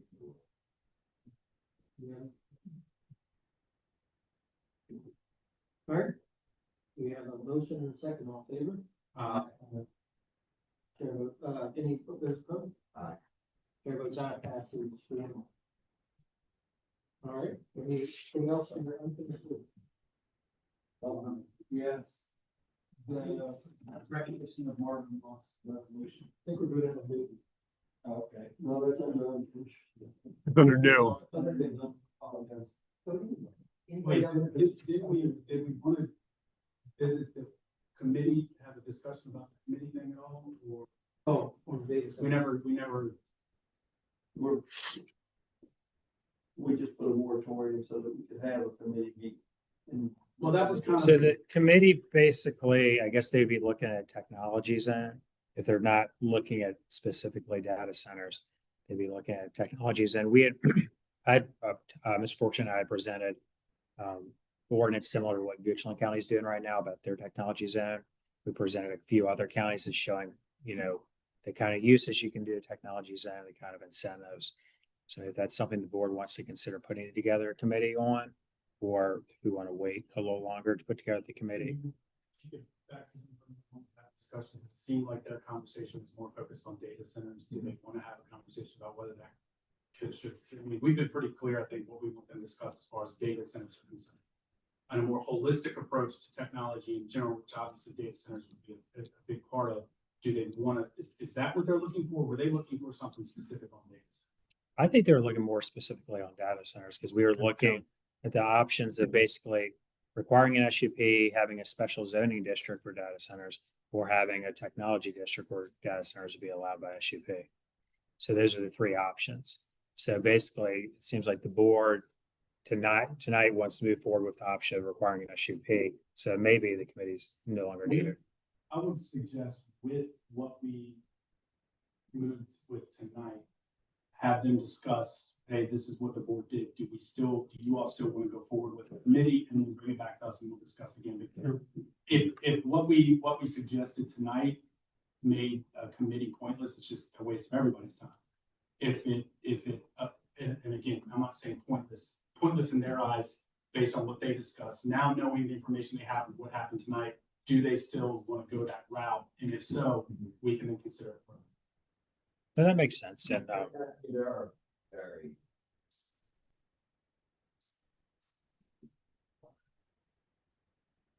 That's.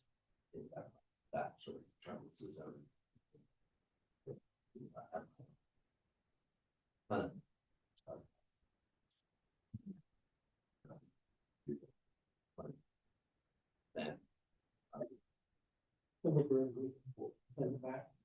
we can send it back. The only thing I was saying is we could pick two members that if they decide that that's what they want to do, they could go ahead. So we have to. I am not in technology and I'm alert. Yeah. Technology. We got two IT guys. I'm ready to do it. It's not- And if I could say, you two did the solar, I appreciate the opportunity to do this. Where it's not just IT as a perspective, not that that's all. Most of all, the building. Are we gonna? I would say, yeah, okay. Y'all can arm wrestle it over in South, no? We're gonna hold on. Yeah. So we are sending it back to the planning commission. Yeah. we'll do that at the next meeting. We'll have the resolution. Technology district, I mean, for these other things, well, right. Correct. So we went over all the uses that it could allow. It could be battery storage, it could be solar, it could be, SMRs, it can be, there's a lot of different uses that you see in other technology districts. You like technology, manufacturing. Something about pharmaceutical. Right, so Goochland's Right, having really. their planning commission meeting tomorrow night at the high school, and then it'll go to their board. So you'll kind of, we'll be able to see in the next month or two what their board approves as far as an ordinance. Because their ordinance has changed quite a bit, I think, since they originally introduced the idea of the technology. But theirs, it goes all the way from along 288 from 64 all the way to the James River. So it's a pretty large district. Yeah, all the way to courthouse. Very real good. Basically, it's pretty much their whole special taxing district. It's a technology district.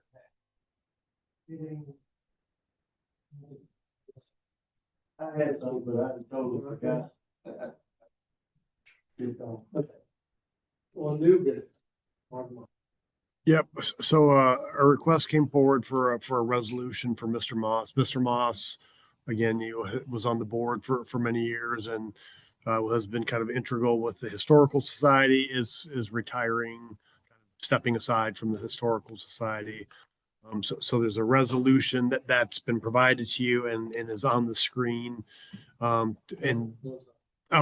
yeah, you're right. It's on the screen. It normally would be on the screen. It's on my screen, but you have the copy of the resolution in front of you. Oh, yes. Yeah, you have a copy. Yeah, there should be there's a copy of the resolution.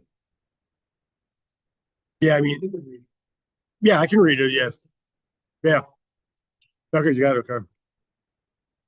Resolution whereas the Fluvanna County Supervisors recognize the many contributions of Mr. Marvin Moss to the county of Fluvanna. And whereas Mr. Moss has for many years faithfully served the county of Fluvanna in tangible and intangible ways. And whereas Mr. Moss served on the Fluvanna County Board of Supervisors from January 1st, 2006 to December 31st, 2009, having been elected chair in 2008 and 2009. And whereas Mr. Moss's accomplishments can be found throughout the county and include, among others, the Fluvanna Courthouse, Fluvanna County Library, Heritage Trail, the Farm Heritage Museum, and most recently, the efforts to restore the historic courthouse. Now therefore be it resolved that the Fluvanna County Board of Supervisors does honor Mr. Moss for his many years of dedicated service to the people of this county and wish him many blessings in the years to come. The foregoing resolution was duly and regularly adopted. I'd like to make a motion to adopt this resolution. Motion made by Mr. Sheridan, second by Mr. O'Brien, on favor? Chair votes aye, 5-0. And I remembered what I was going to say. Yeah. Please ask a couple of questions later on.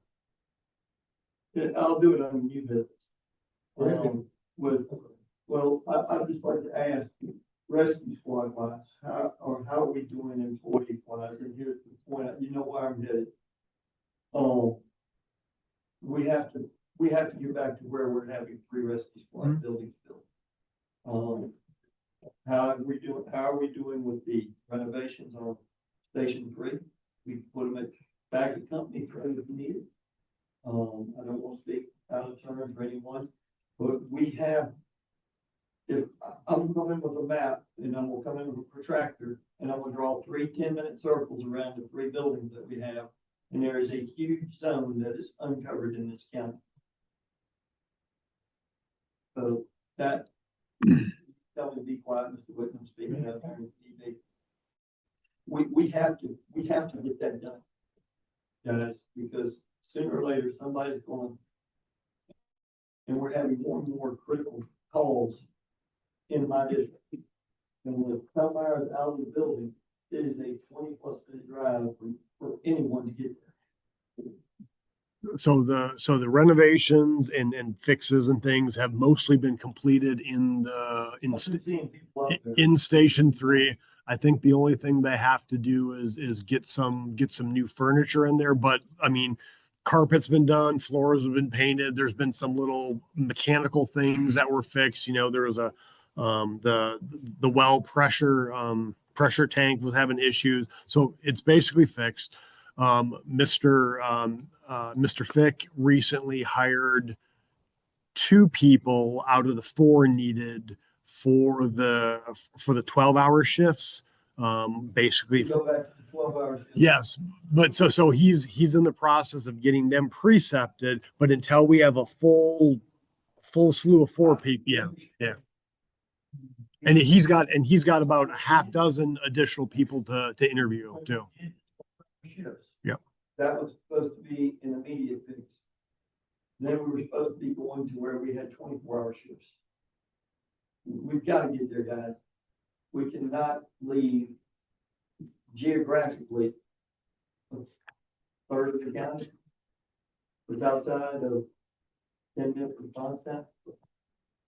That's got to be correct. I mean, that just comes from a funding piece from the board, so. Correct. Yeah. But until we have the staffing bill that we have, we can't go to that next, I mean, we could. Well, yeah, I mean, We have to start looking at that. I have to look people in the face, and I'm telling you right now, if I'm out in my yard working and I hit the ground, I'm looking at 20 minutes to get help. Especially if Mr. Potter's at work, Mr. Pullman's at work, Mr. Young's at work. That's our first response. So are you comfortable that we're doing? Well, I'm very uncomfortable that we haven't had the opportunity to address that. And I apologize for hitting y'all with this now. I thought about it right around today, just driving through Ken's store. We had a call about chest pain. And we've got to do something to put a 24-hour crew there, or get a 24-hour crew on duty. I mean, it's a genuine question, because Absolutely. what is it that you're wanting us to do now? Is there anything you're wanting? Look, we need to look at how much it would cost to take the 12-hour crew to 8, I think it's 8 to 8, and make that a 24-hour crew. But there is currently no crew there. There's Correct. zero. And there was There was a 12-hour crew there. We approved that for 2.5 rescue squads. And that was when most of the call volumes were on 8 to 8. That's why we decided to do 8 to 8. But that was supposed to be a part-time fix as a board that we decided to do, with only coming back and addressing, making that 312 24-hour crews. I think the bigger picture here is to look at what the NFPA standard is for responses in the rural area, and to look at the county as a whole. Because if you look down Shores Road or areas in the bottom end of the county district, that's about as far away from a rescue squad station as you can get. Okay, but they also have a deal, don't we still have the deal in place? Do we not still run everything rolling runs out? Yes. Louise Station 7 is on 250. Correct, and John's Crossroads. And then you have the Goochland Station. Correct, but they do not get called until they're needed for mutual aid. If there's an available squad inside the county, and God love them, they come to Ken's store. But you can't make it from Station 5, and at one point in time, Station 2 was listed as the first two in Ken's store. And you can't make the Ken's store you can't make Ken's store from Station 2 in less than 20 minutes. I'm not at that point. What I'm saying is, instead of looking at just one small piece, we need to holistically look at EMS countywide. Okay, and I've said this before, we need a station at Kid's store, because when Albemarle ever tells us they're not gonna respond, we're gonna end up having to have some type of fire and rescue, whether you call it Company 4 or what, south of Charlie Kid's store on Route 6 or somewhere in that vicinity. That's looking at holistically. We're basically looking at a crew and a half, going 4 full-time crews.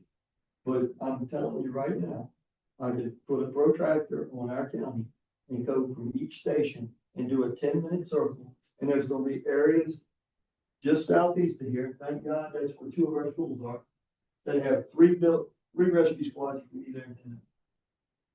And there's gonna be a giant area once you get past that, but nobody can be there. And you're right, we do have Goochland and Louisa, but we do not call them the first two. Does that make sense? I mean, Haydensville is far closer to my house than my California. 10 minutes. Actually, 9. So how long were the 12-hour crews there? Oh, gosh. The Potter, Chief Potter. Yes. And Chief Potter. And I'm sorry to do this blindly. I should have called. I just don't know where that woman. We've got to get that right now. Yeah. Asking staff to do. we need to look at how much it would cost to make it a 24-hour crew. And are you suggesting that that's something we take up during budget season or that we take up prior to budget season? Whenever we get the opportunity. Now, right now, we can't hire enough people. All right, and I don't know what the price tag is of that, but I can tell you, no, I can tell you this one. None of y'all live in a spot where you gotta wait 25 minutes for a question. I do get it. I forget where we're going with this, because we're still keep talking about, but I do. No, that's what I just told you. Yeah. We need to expand another 12-hour shift and go to 24-hour shift in Kent Store when we can get the manpower lined up to be able to manage. But we can't commit tonight that we're gonna be there. No, but we can ask that. So- They look and see how much that would cost. So does the board want me to bring a proposal for what it's gonna cost to put the one from a 12 to 24-hour shift by some date certain before budget or in budget?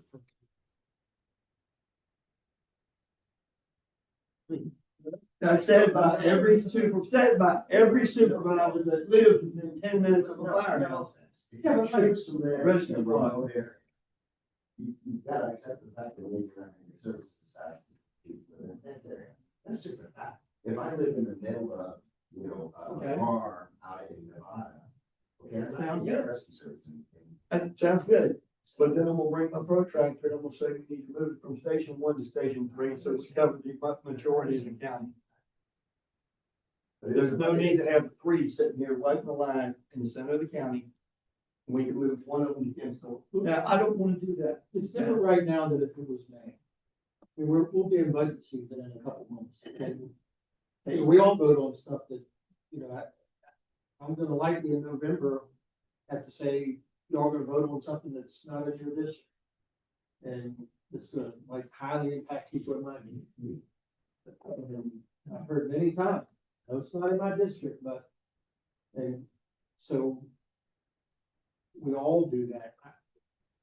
I think budget season will be here very soon, and when we're talking about something that big, I think maybe we have a discussion now. I think it should be. That's fine, if it's just a discussion, I'm not demanding that we have it. But I'm telling you right now, guys, and you're right, we lived in Kent Store. They had their only rescue squad in Fluvanna prior to 1974. Okay, and it won't 911, 589-8374. Okay, so they had the best rescue squad, because it was only. All I'm saying is, please be cognizant. If we can protect our citizens, how's the best way we can do? Wasn't even trying to get fired up about this tonight. I guess I'm just tired and just a little on edge. But I'm telling you, we keep sitting here just looking back. We've had issues where we've taken off and just gone, and like you said, we'll call Louisa, literally, and say, meet us on the side of 250. Because you're closer to it. There's nothing against any kind of the treatment that we get from Fluvanna Rescue or Lake Monticello Rescue. But we can meet them on 250 at Burncliff in 5 minutes. Where it could be sitting there for another 15.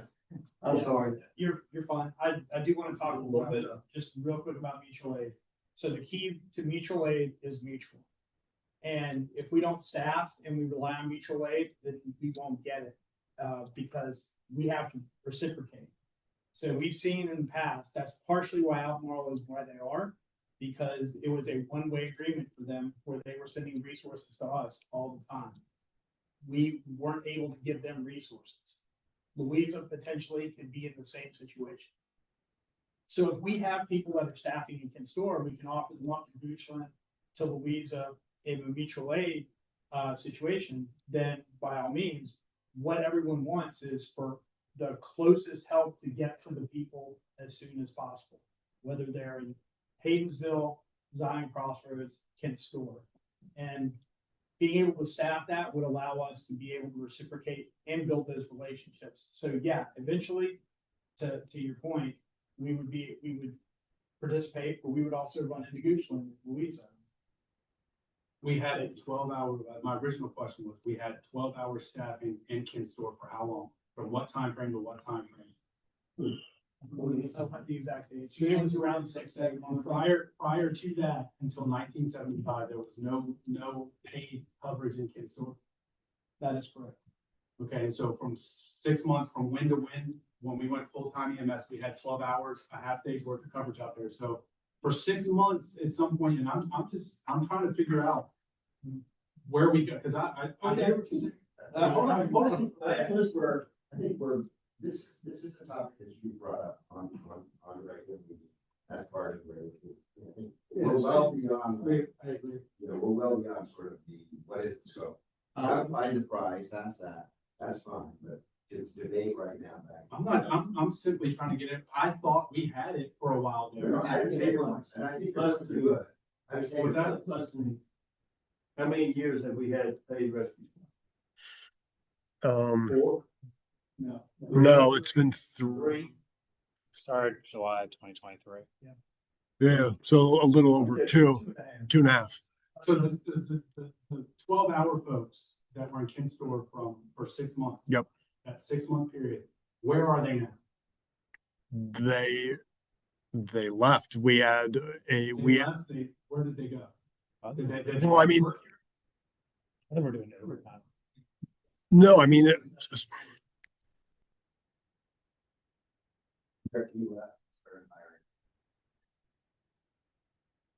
when it was originally implemented, you had more part-time people filling in a lot of the positions. You had some full-time people, but then when a lot of things happened in the EMS agency, you had a lot of turnover. And so we are with having a new EMS supervisor, and since we've had the change in the EMS department, we are starting to try to rebuild the staffing in the EMS agency. So right now we are fully staffed for the 224s. He just hired literally a couple of weeks ago, hired. So the next hires conceivably go to station 3? Again, if they want the 12-hour shifts, they can, because there's a difference. Some people only want 24-hour shifts. Some want the 12-hour shifts. So we have 2 that are lined up to go to the 12-hour shifts. I know he's got 6 applicants in the hopper right now. I don't know what the status is. I know the EMS supervisors. So the problem is that we have 24-hour people working 24-hour shifts, and that station is at 12 12 hours. Yes. Okay. And so it takes a certain type of person with that desire for that schedule to work in that station. And do we have any people that want to work 12? Is Yes. employee demand better for 12 hours than it is for 24? It's better for 24 than it is for 12. Okay. And I'm not trying to point fingers, guys. I was one of the ones that agreed we needed to pull them out of the store. We didn't have them. I mean, I can absolutely see that. We have at least all of it. But what I'm saying is, it's been a while now. How long has it been since we had anybody in the store? It's been January. So we've been almost as long without anybody, just like we were at the beginning when it first started. And I'm just saying, we just need to work to get them back. So if we could hire 12 hours. That's what we're doing. 12 hour people, we could at least get back to 12 hours. Oh yeah. And the short term. Yeah. Yeah. That's budget that we're not spending, money that we're not spending, that we're saving in our budget. And is the problem that we're not hiring, and Mr. O'Brien, I understand, and I get where you're going, but we're here with open again. I'd like to get some answers to some questions just so I can wrap my head around this a little bit better. So if we were able to hire 12-hour people, we could send them to station 3. Sure. And they were pulled back. Was that a decision of the and I realized that there was some things going on in county time. Whose decision was it to pull them back? It was the board. Sorry.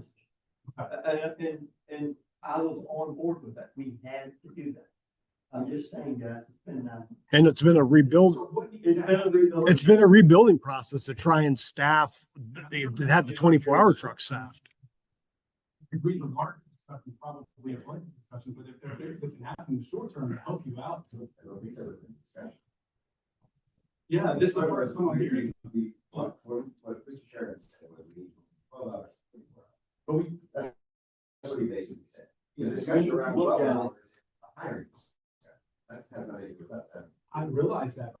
But what I'm saying is if there, if the 24-hour discussion, at least two of you have said that's a budget discussion. If I'm trying to get understandings to answers to questions with regard to, can we at least get to 12 hours in the short term if we could hire people? That's just a yes or no question. Yes, Okay. yes, Now they prepared Station 3.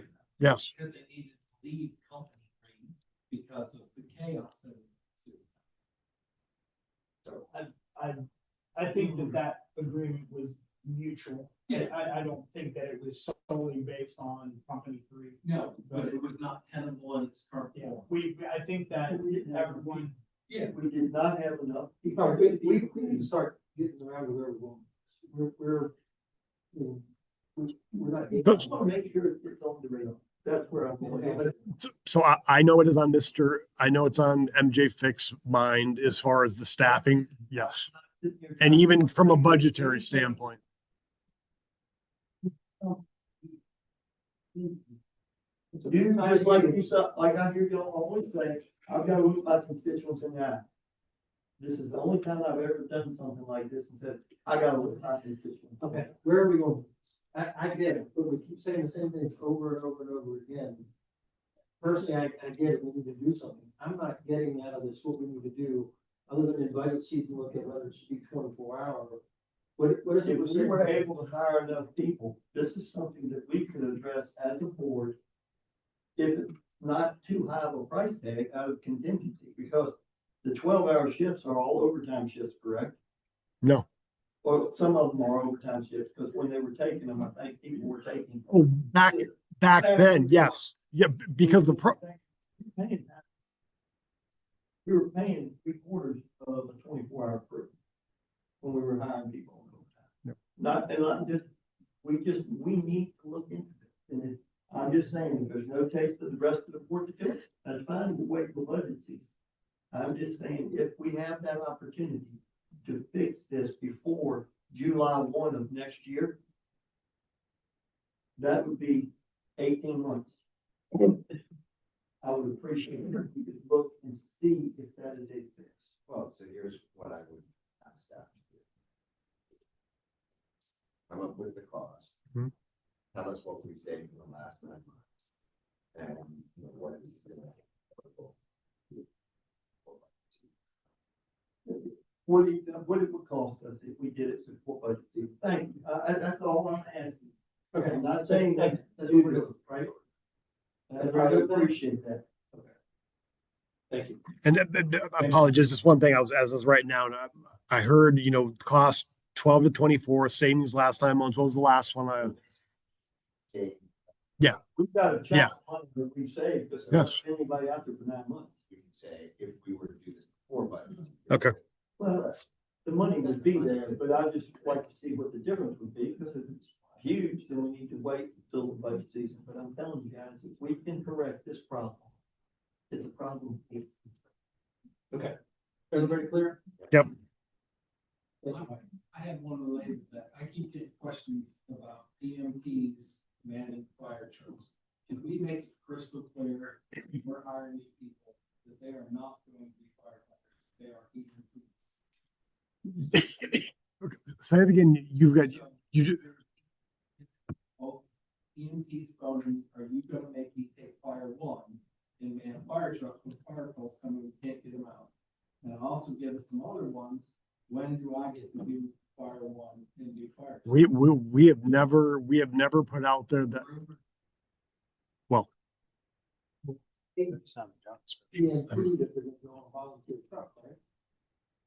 I mean, for one, we don't have an ordinance where we can have firefighters. For one, we don't have necessarily in their job description that says they fight fires. So, I mean, yes, I can talk to the EMS supervisor to make sure that his staff is squashing any discussion about working fires.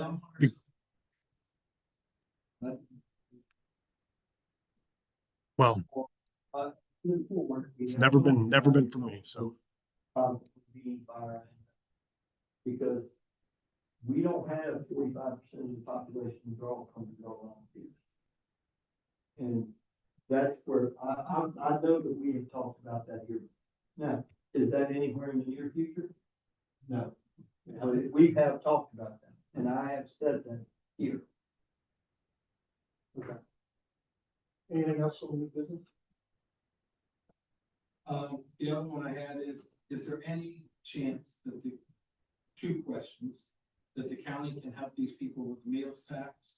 And the secondly, does the state law make it mandatory that we put the meals tax on drinks? Can it just be on food? So basically, it's up to the Commissioner of Revenue's office to implement the food and beverage tax. So I worked on the FAQ for the Commissioner of Revenue's office. I sent that to the Commissioner of Revenue and the Treasurer. They're reviewing that. And hopefully we'll be finalizing that very soon. We had a meeting 2 weeks ago to go over that.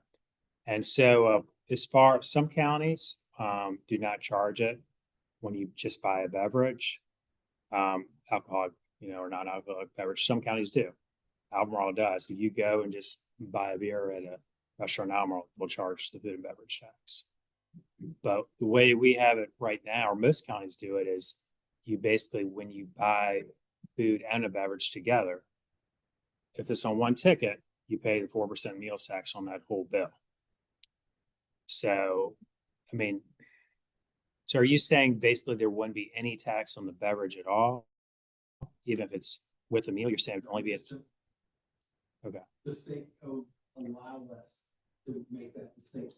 Well, it's a food and beverage tax. So I'd have to look at the state code, but I don't think there'd be if you buy it as a meal together on one ticket, I don't believe there's the ability. There's certain exemptions in the code, but that's not one. Basically, there's exemptions, for instance, like sealed beverages. If you buy a sealed bottle of wine, sealed bottle of beer, can of Coke, there's no beverage tax on that. It's when it's a fountain drink, when it's a glass of wine, a glass of beer, that's when a glass of Coke, that's when there's the food and beverage tax on it. Traditionally in a restaurant, you tend to have one ticket, but if you take like Blue 53 or Wahoo's Bar or any of the wineries, they tend to open a ticket and then add items to it. And it's just a complexity for them to have to open and close tickets over and over rather than like you have one transaction. And then the problem with the multiple transactions, you incur that credit card fee every time. There's normally a minimum that you butt up against, whereas if you allow them to have a tab, and the tab becomes a problem if you buy drinks initially, and then down the road decide that food. I'm just trying to find a way, how are other localities doing this? Is there something we can do to adjust this to make it not so onerous? I can research. I'm not aware of any localities that are not charging it on beverages at all, and I don't think that would be allowed. I think you have some localities that are charging it on the beverage alone. So because I actually tested, but I can look into that and make sure and see if there's any attorney general opinions or case on that. But my understanding of the food and beverage tax is if you buy the beverage, unsealed beverage with the meal, you have to charge the 4% meals food and beverage tax on that. But I'll research that and make sure there's no exemptions where we could change the ordinance to no longer charge it on the beverage. Yeah, I think I brought up some Tim questions last time that this came up, and basically what I gathered from you was that the state says you can have a choice whether or not you have it, but if you have it, this is how you have to implement it. Basically, what I got from you. Sure, would be nice to. It seems like to me, any deviation from what the state currently has requires us to touch base with some of our state representatives and try to. All right, anything else? All right, we're going to move on to the second round of public comment. Anybody wish to address the board, please come back to the board for 5 minutes. Anybody? You can have one.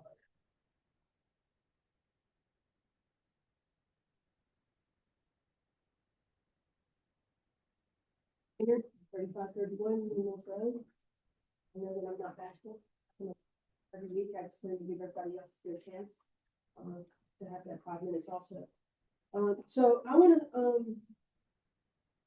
to state, which I've always said, but there are rumors that I am against farmers. That is not true, and I will state that publicly again. We have 289 farmers here in Fluvanna County. That's great. I would like to have more. We have 70,000 plus acres in conservation easement. Great. That is one of the best ways in the world to protect your land if you don't want to develop. I highly, highly encourage that people take advantage of that. So for the record, I'm not against farmers. I'm not against conservation easements, but I am for people being assessed fairly in all categories. That is where we are having a problem in this county. And that would, all these examples that I'm giving illustrate that very clearly. It's not about farmers.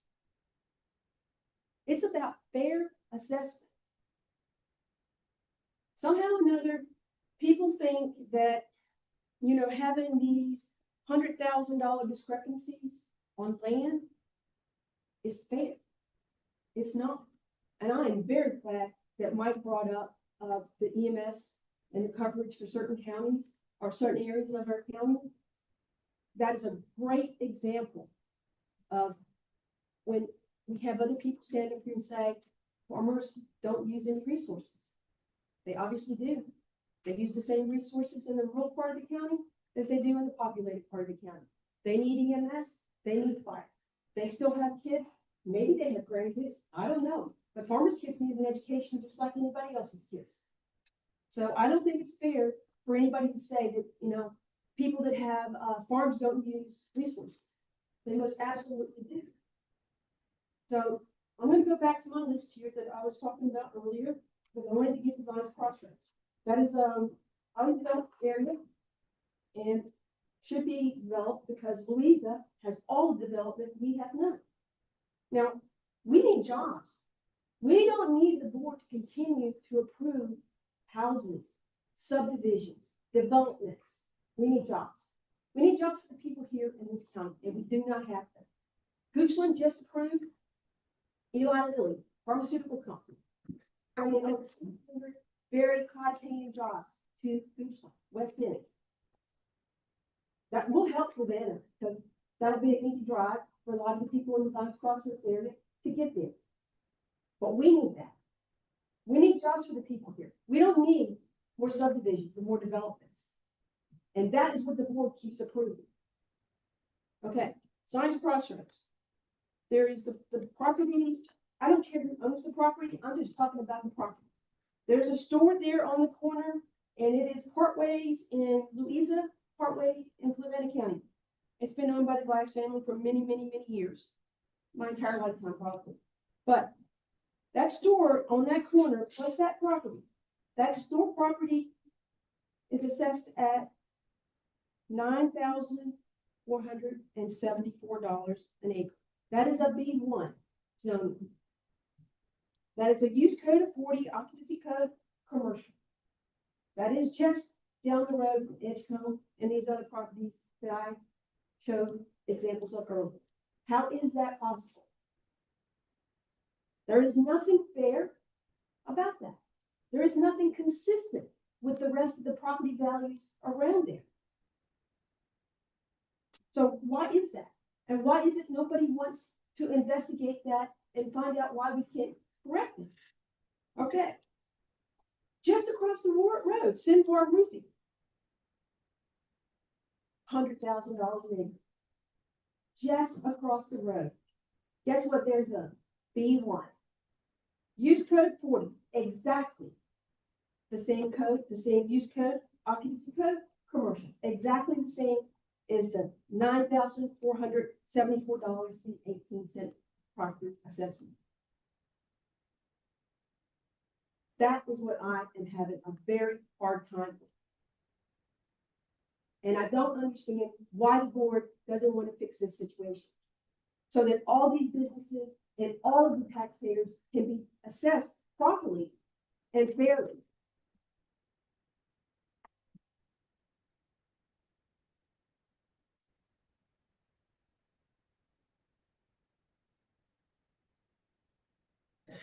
First off, I think it's got it misread.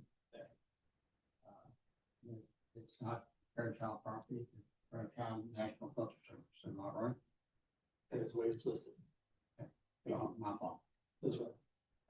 Brian, I know it's gonna shock you, but I agree with you. We just can't, they're making so much money, they can't spend it. And as Patty just brought up, we got Elon coming down there. It's not only 650 high-paying jobs. It is over 2,000 construction jobs. There are a lot of construction workers that reside in Fluvanna County. And they're having to, they go to Albemarle, they go to every county around. If they can get a job here, and we can buy services and goods from our local suppliers, our living and such, and that's tax money coming to Fluvanna County, not leaving the county and going to Louisa County or somewhere else. So I hope from an economic development standpoint, every week I read Richmond Business Sense every day. And every week I read that somebody else, Chesterfield has a data center coming. Louisa has 2 data centers coming. Richland has multiple high-level, excellent paying jobs. And we're worried about our dollars getting pushed. And so hopefully we can change our priorities to economic development, not worrying about how many dollars run loose in Pleasant Grove. Thank you. Anybody else wish to speak? And no, we're getting still. Tom Bain, 345 Paynes Lane. Gentlemen, nice to see y'all tonight. You know, last meeting I come in here and made some positive comments about the Commissioner Revenue, about the operation of his office, the quality of the service that they offer to the people of Fluvanna. Now, I waited to get the Fluvanna Review to see if those comments would be in there, because everything I've been reading in the Fluvanna Review hit him on his reassessments and property values and everything else. I pick up the Fluvanna Review. There's nothing in there about anything that I said that was positive, but yet when I read it, more questions on land assessment that supervisors meeting. And what bothers me even more than that, this morning I had to go to Campbell's Tile to get my tile to rotate. Everybody in Campbell's Tile, they've got a waiting room. On that waiting room, it's always copies of the Fluvanna Review. This morning, I guess a lot of people, because it was raining, decided they need to go and have something to do tile. The guy to my left is reading the Fluvanna Review. But then I guess the guy to his left could see the front page concerning the statements about the reassessment. So, you know, after the guy laid the paper down, he makes a statement, looks like Fluvanna's got a problem as far as reassessments. Well, you know, that sort of opened the door for me, so I said, I guess, I tried to explain the process to him. But what I'm saying, when you said that every assessment is not fair, is not consistent, then it's a lot of localities in the state of Virginia that their reassessments are not fair and consistent. Just as was pointed out by the supervisor from Park News at the last meeting, there are three parties involved in that process. First, the Commissioner of Revenue. His people have to provide the information to the team that the county hires to do his assessment, so that they can do the reassessment. As was pointed out, once that reassessment is done, if you don't like that reassessment, if you're not, you'll have a problem with it. You make a Board of Equalization, you come in and you talk to them. You know, I've had the opportunity to serve on that board and know these twice.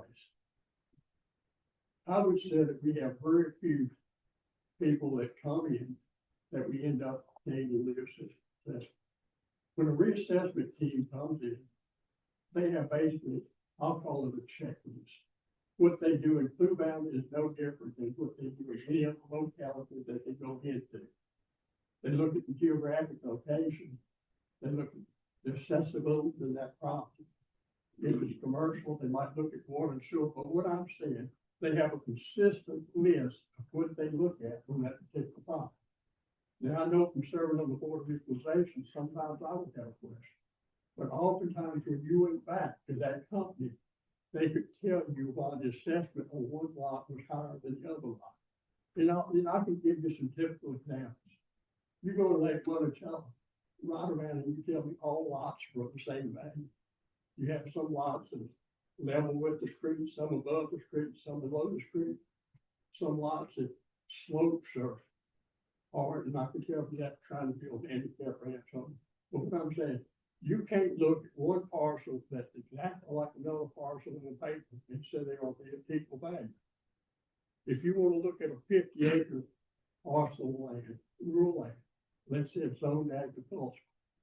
Let's say one has several streams on it, the other has no water. The other thing, if you look at land in this county from a geographic perspective, northwest part of properties, that's where the growth is. If you look at the properties in those areas, they're probably higher than something that Columbia or Buckhead Park.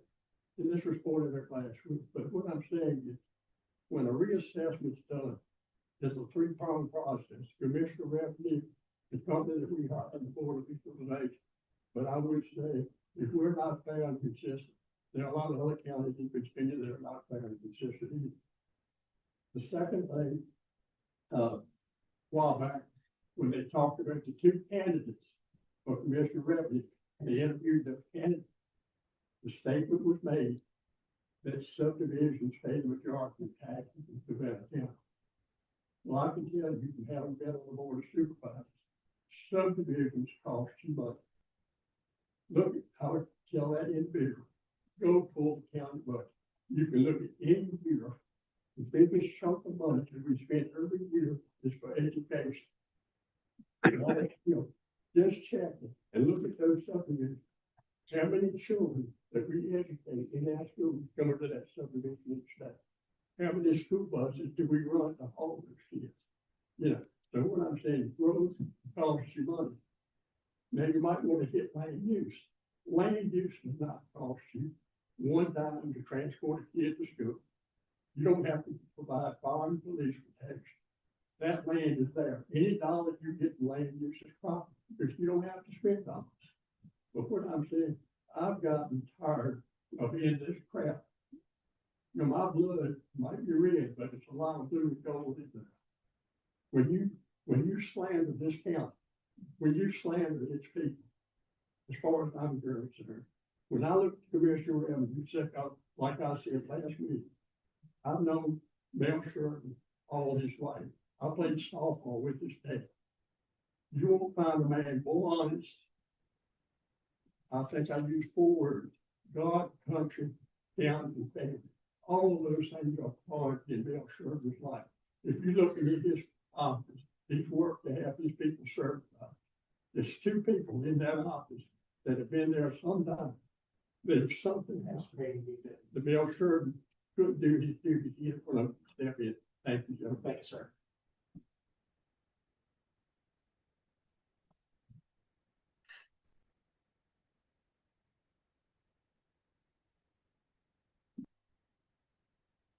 Susie Mars, 6840 Thomas Jefferson Parkway, Palmyra, Virginia, Quigley Farm.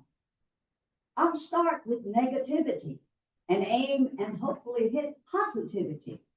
Since when do true Fluvannians stoop to this degree of negativity, month after month, several times a meeting? No ethics, no morals, exploitation, discrimination, intimidation, unfair, unequal, exploitation for personal gain, leaves one really depressed. Let's look at positive ideas, good ideas, and at what perpetuates a positive quality of life. Why Fluvannians chose to stay here and others came here? What makes Fluvanna unique? What magnets attract others here? Why did I choose to be an educator here for over 50 years, to raise my family here, and to farm for more than 50 years? Why do we love Fluvanna? Why do we have a passion to save remnants of Fluvanna's unique qualities? Why for decades have Fluvannians reaffirmed their unyielding desire to maintain Fluvanna's rural character? Rural appears over 200 times in the current comp plan. The mission statement for Fluvanna ends with, while preserving the unique identity and rural character of the county. Once rural character is destroyed or lost, It's gone forever. It cannot be replaced. But how have we preserved and how do we continue to preserve rural character and a positive quality of life and keep taxes from escalating immensely? Conservation and historic easements, ag and forestal districts, land use taxation, updated, strong, clear, enforced zoning and subdivision ordinances tailored to Fluvanna, compatible businesses. What do more houses mean? More services, more debt, higher taxes, new schools, buses, teachers, fire and safety, infrastructure, roads, less water, social services, destruction of wildlife habitats, destruction of the historic and natural environment, disappearance of forests, farms, and open spaces, worse air quality, rivers gone, dry and drought, groundwater gone. In 2023, Fluvanna's share of the $16,000 per student was approximately $6,000. That did not cover SPED or other services.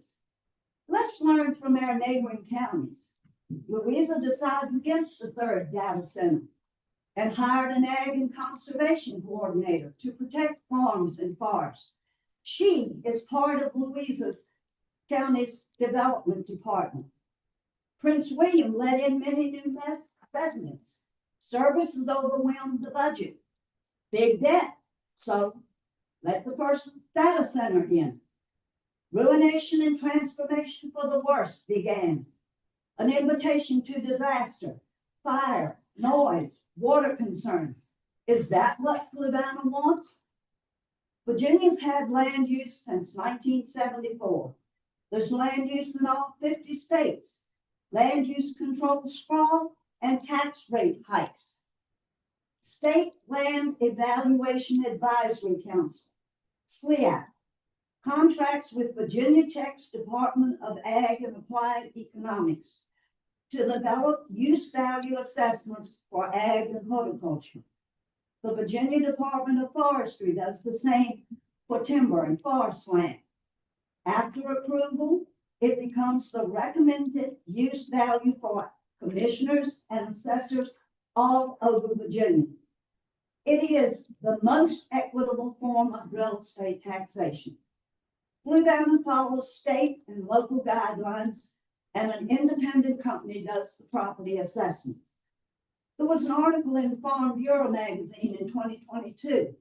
Studies showed that farm and forest land requires fewer services and can generate 3 to 4 times the tax revenue required in services. Residences typically require $1.25 to $1.50 in services for each dollar they give to taxes. Green spaces are happy places. They relieve anxiety and stress. They boost mental health. Get outside. Humans need to see, touch, taste, smell, and hear, and absorb nature. How can some individuals call it fiscal financial responsibility and advocate for the opposite? I have seen no educational, no work experience, and no understanding of how regulated and how land use works to qualify them for the pivotal job of keeping Fluvanna as a place with a positive quality of life. As a member of the Rural Preservation Advisory Group on the new comp plan, I will continue to work passionately for the preservation of Fluvanna's unique heritage and rural character for future generations. Thank you. Rich, after go ahead. We got people. And restate my name. Again, Robert Nichols, 5199 West River Road.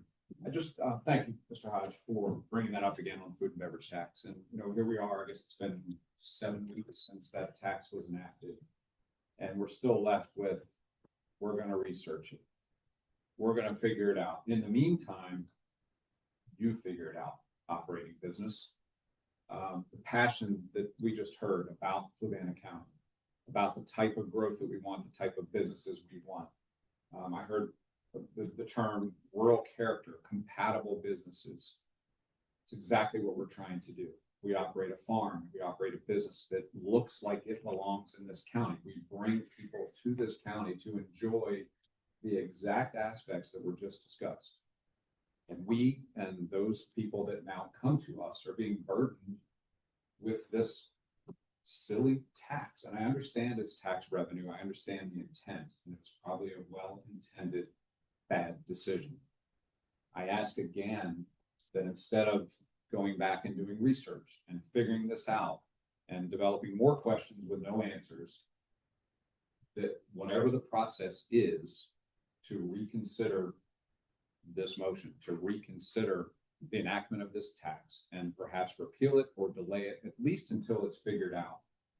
Meanwhile, if it's not, we're simply going to do the best we can. I don't know how to frame that. I don't know how to clarify that. I don't know how to explain that. I don't know how to train that of our associates. I don't know what the expectations are beyond do the best you can. That is not a way to run a business. That is not a way to put the best foot forward for this county. We try and be ambassadors for the county. We have visitors that come to us from within the county and from without, from the DC area, from Northern Virginia, from North Carolina, from other areas of Virginia. We love to sing praises of this county and the merits that were just described, the rural character, the fact that it is a community that people want to be a part of, they want to be proud of. And that's very difficult when we're given this particular situation that impacts not only our business, but the quality of the experience of people coming to the county to spend money, spend time, and maybe eventually make their home here. So again, I ask that you please consider a repeal of this tax instead of just continuing to push questions around. Thank you.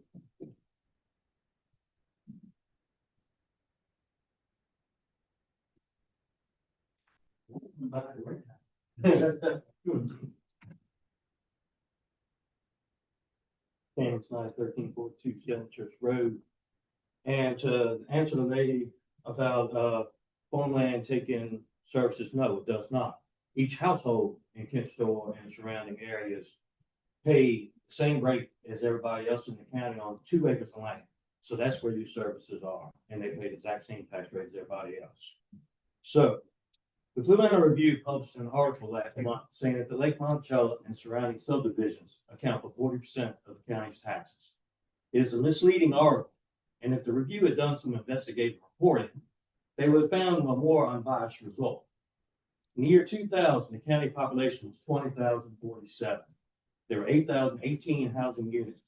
Lake Monticello had 2,950 housing units with a population of 6,852. 34% county population resided in Lake Monticello, along with 36% of the housing units, and is estimated 51.7% of the student population resided in Lake Monticello. In the year 2010, county population was 25,792. There were 10,408 housing units. Lake Monticello population was 9,920, or 46% of the county population. There were 4,586 housing units, or 44% of the houses.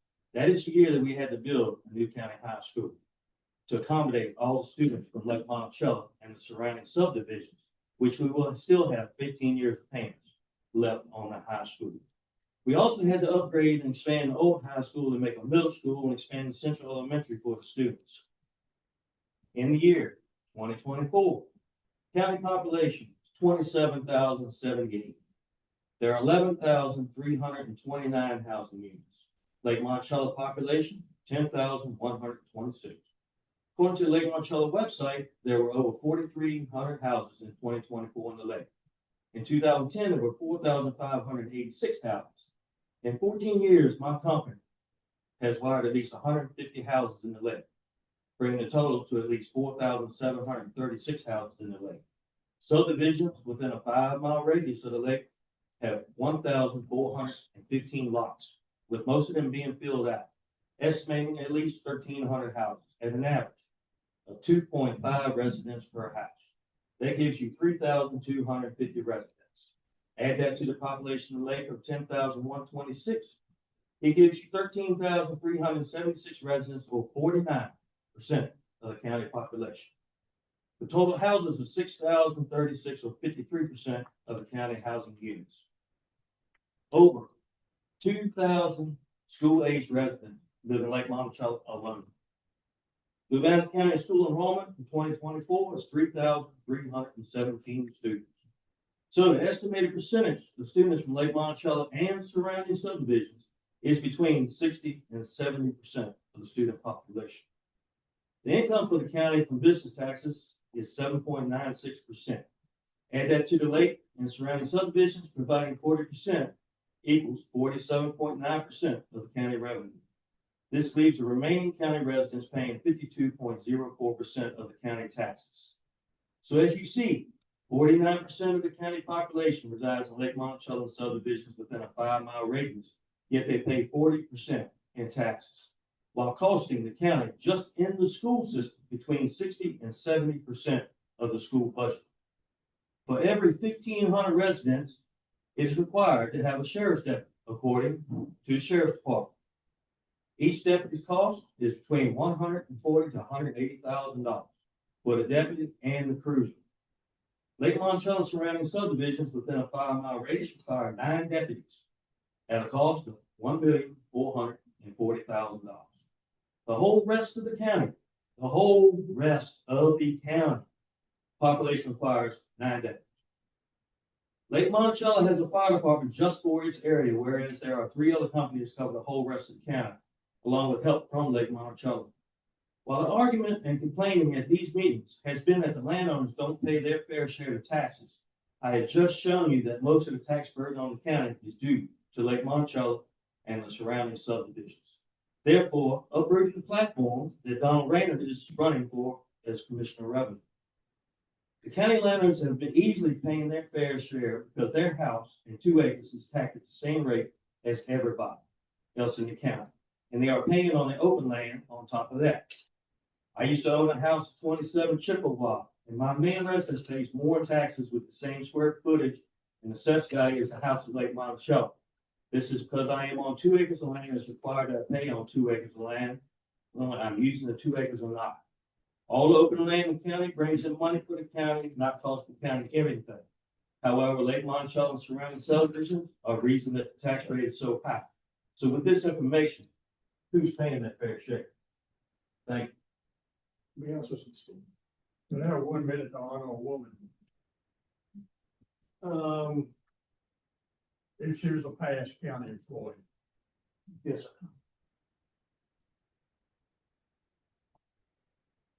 If you look on my list, I had it here, I just didn't have time. Back in, I'm guessing late 80s, I was chairman of the board. We had to terminate a county administrator. We could find no evidence. I was chairman of the board, and so for, I guess, I'm saying approximately 6 months, I handled the duties of the county administrator. People looked at me, but the person that really handled the duties of county administrator was a woman by the name of Brenda Brown. She was secretary in the county administrator's office. I worked in Charlottesville for the telephone company in the office all day, but when I would leave the office at night, come to Paramount, Brenda would have her little thing later on the desk that I needed to take care of. Phone calls I needed to make the next day. Oftentimes, if there were letters to be written, she had already taken care of it. All I had to do was sign. I felt this woman died this week. She will be very proud. But that woman gave a lot to Fluvanna County. I just felt like I had to mention her name. Thank you. Thanks, sir.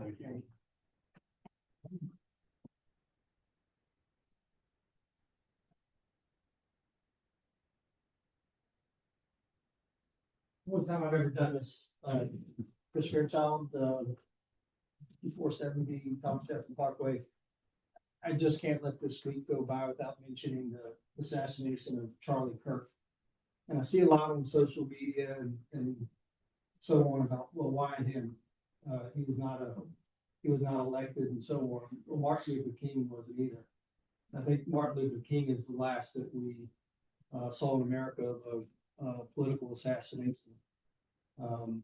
And I'm sure nastiness, if there was social media, would have been said then about Martin Luther King. Man, I'm seeing some nasty stuff, including in our county. And I'm reminded back during budget season, it seems like in the budgets I've been through in this county, it's gotten worse, the nastiness with each year.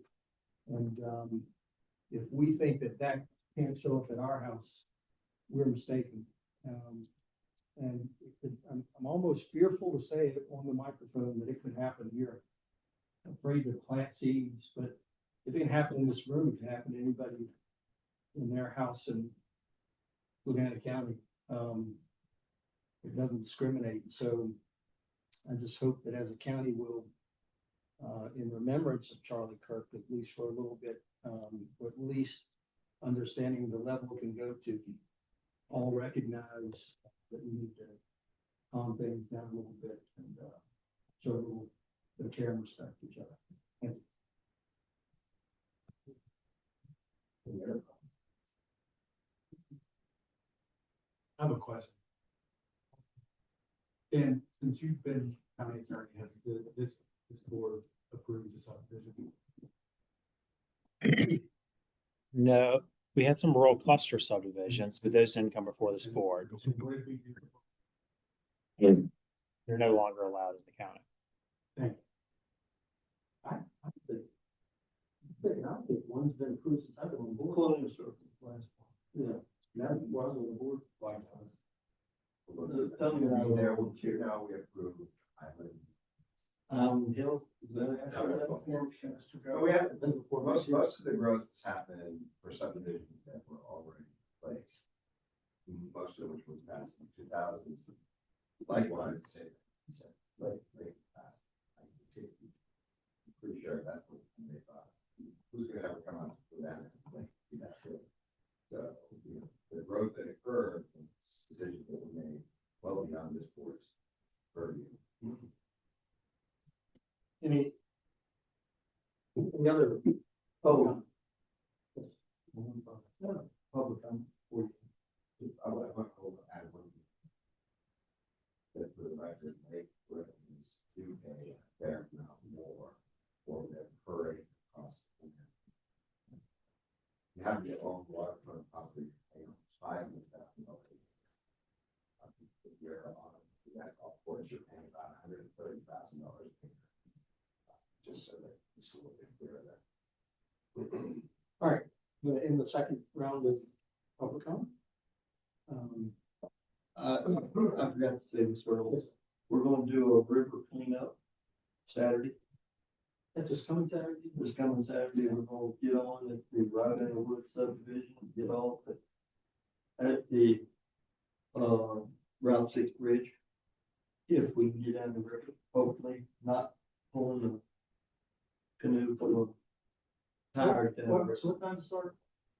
That one I haven't found yet.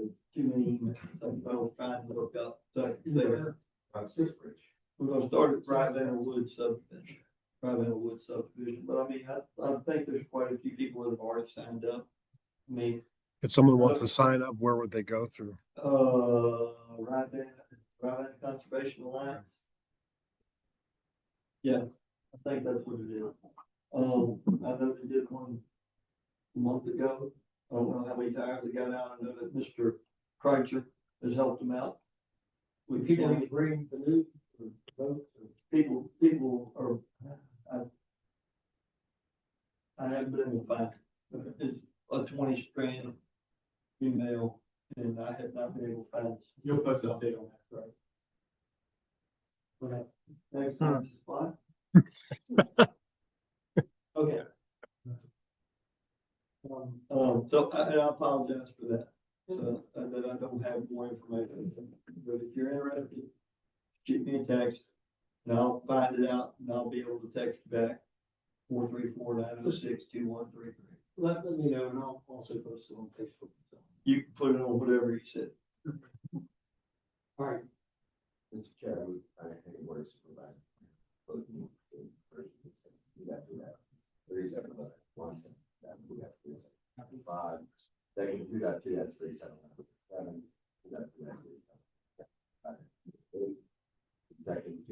no, that was not included, under code of Virginia 1950 as amended for purposes of accepting personnel being employed, the sheriff's office.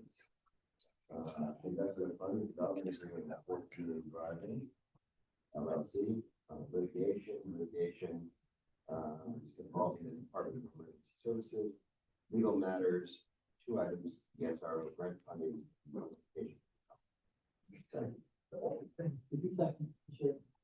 Motion made by Mr. Banks, and by Mr. Chairman, all business.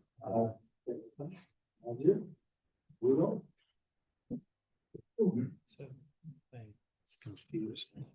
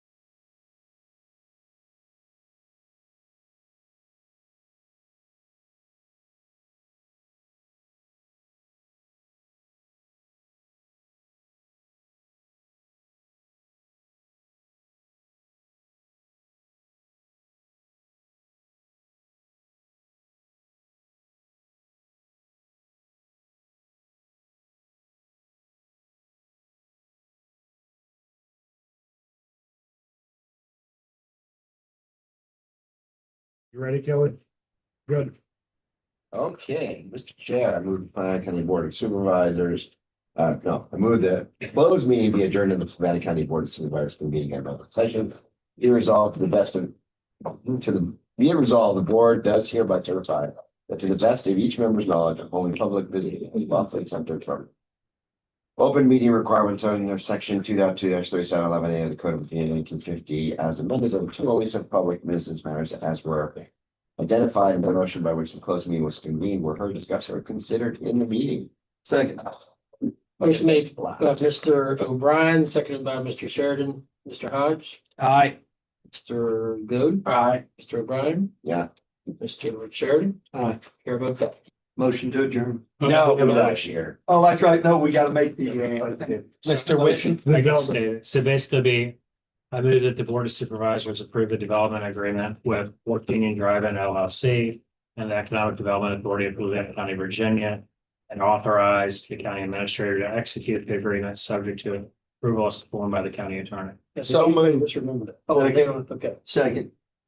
All right, motion made by Mr. Hodge, seconded by Mr. Sheridan. All in favor? Aye. Chair votes aye 5-0. Motion to adjourn. Second.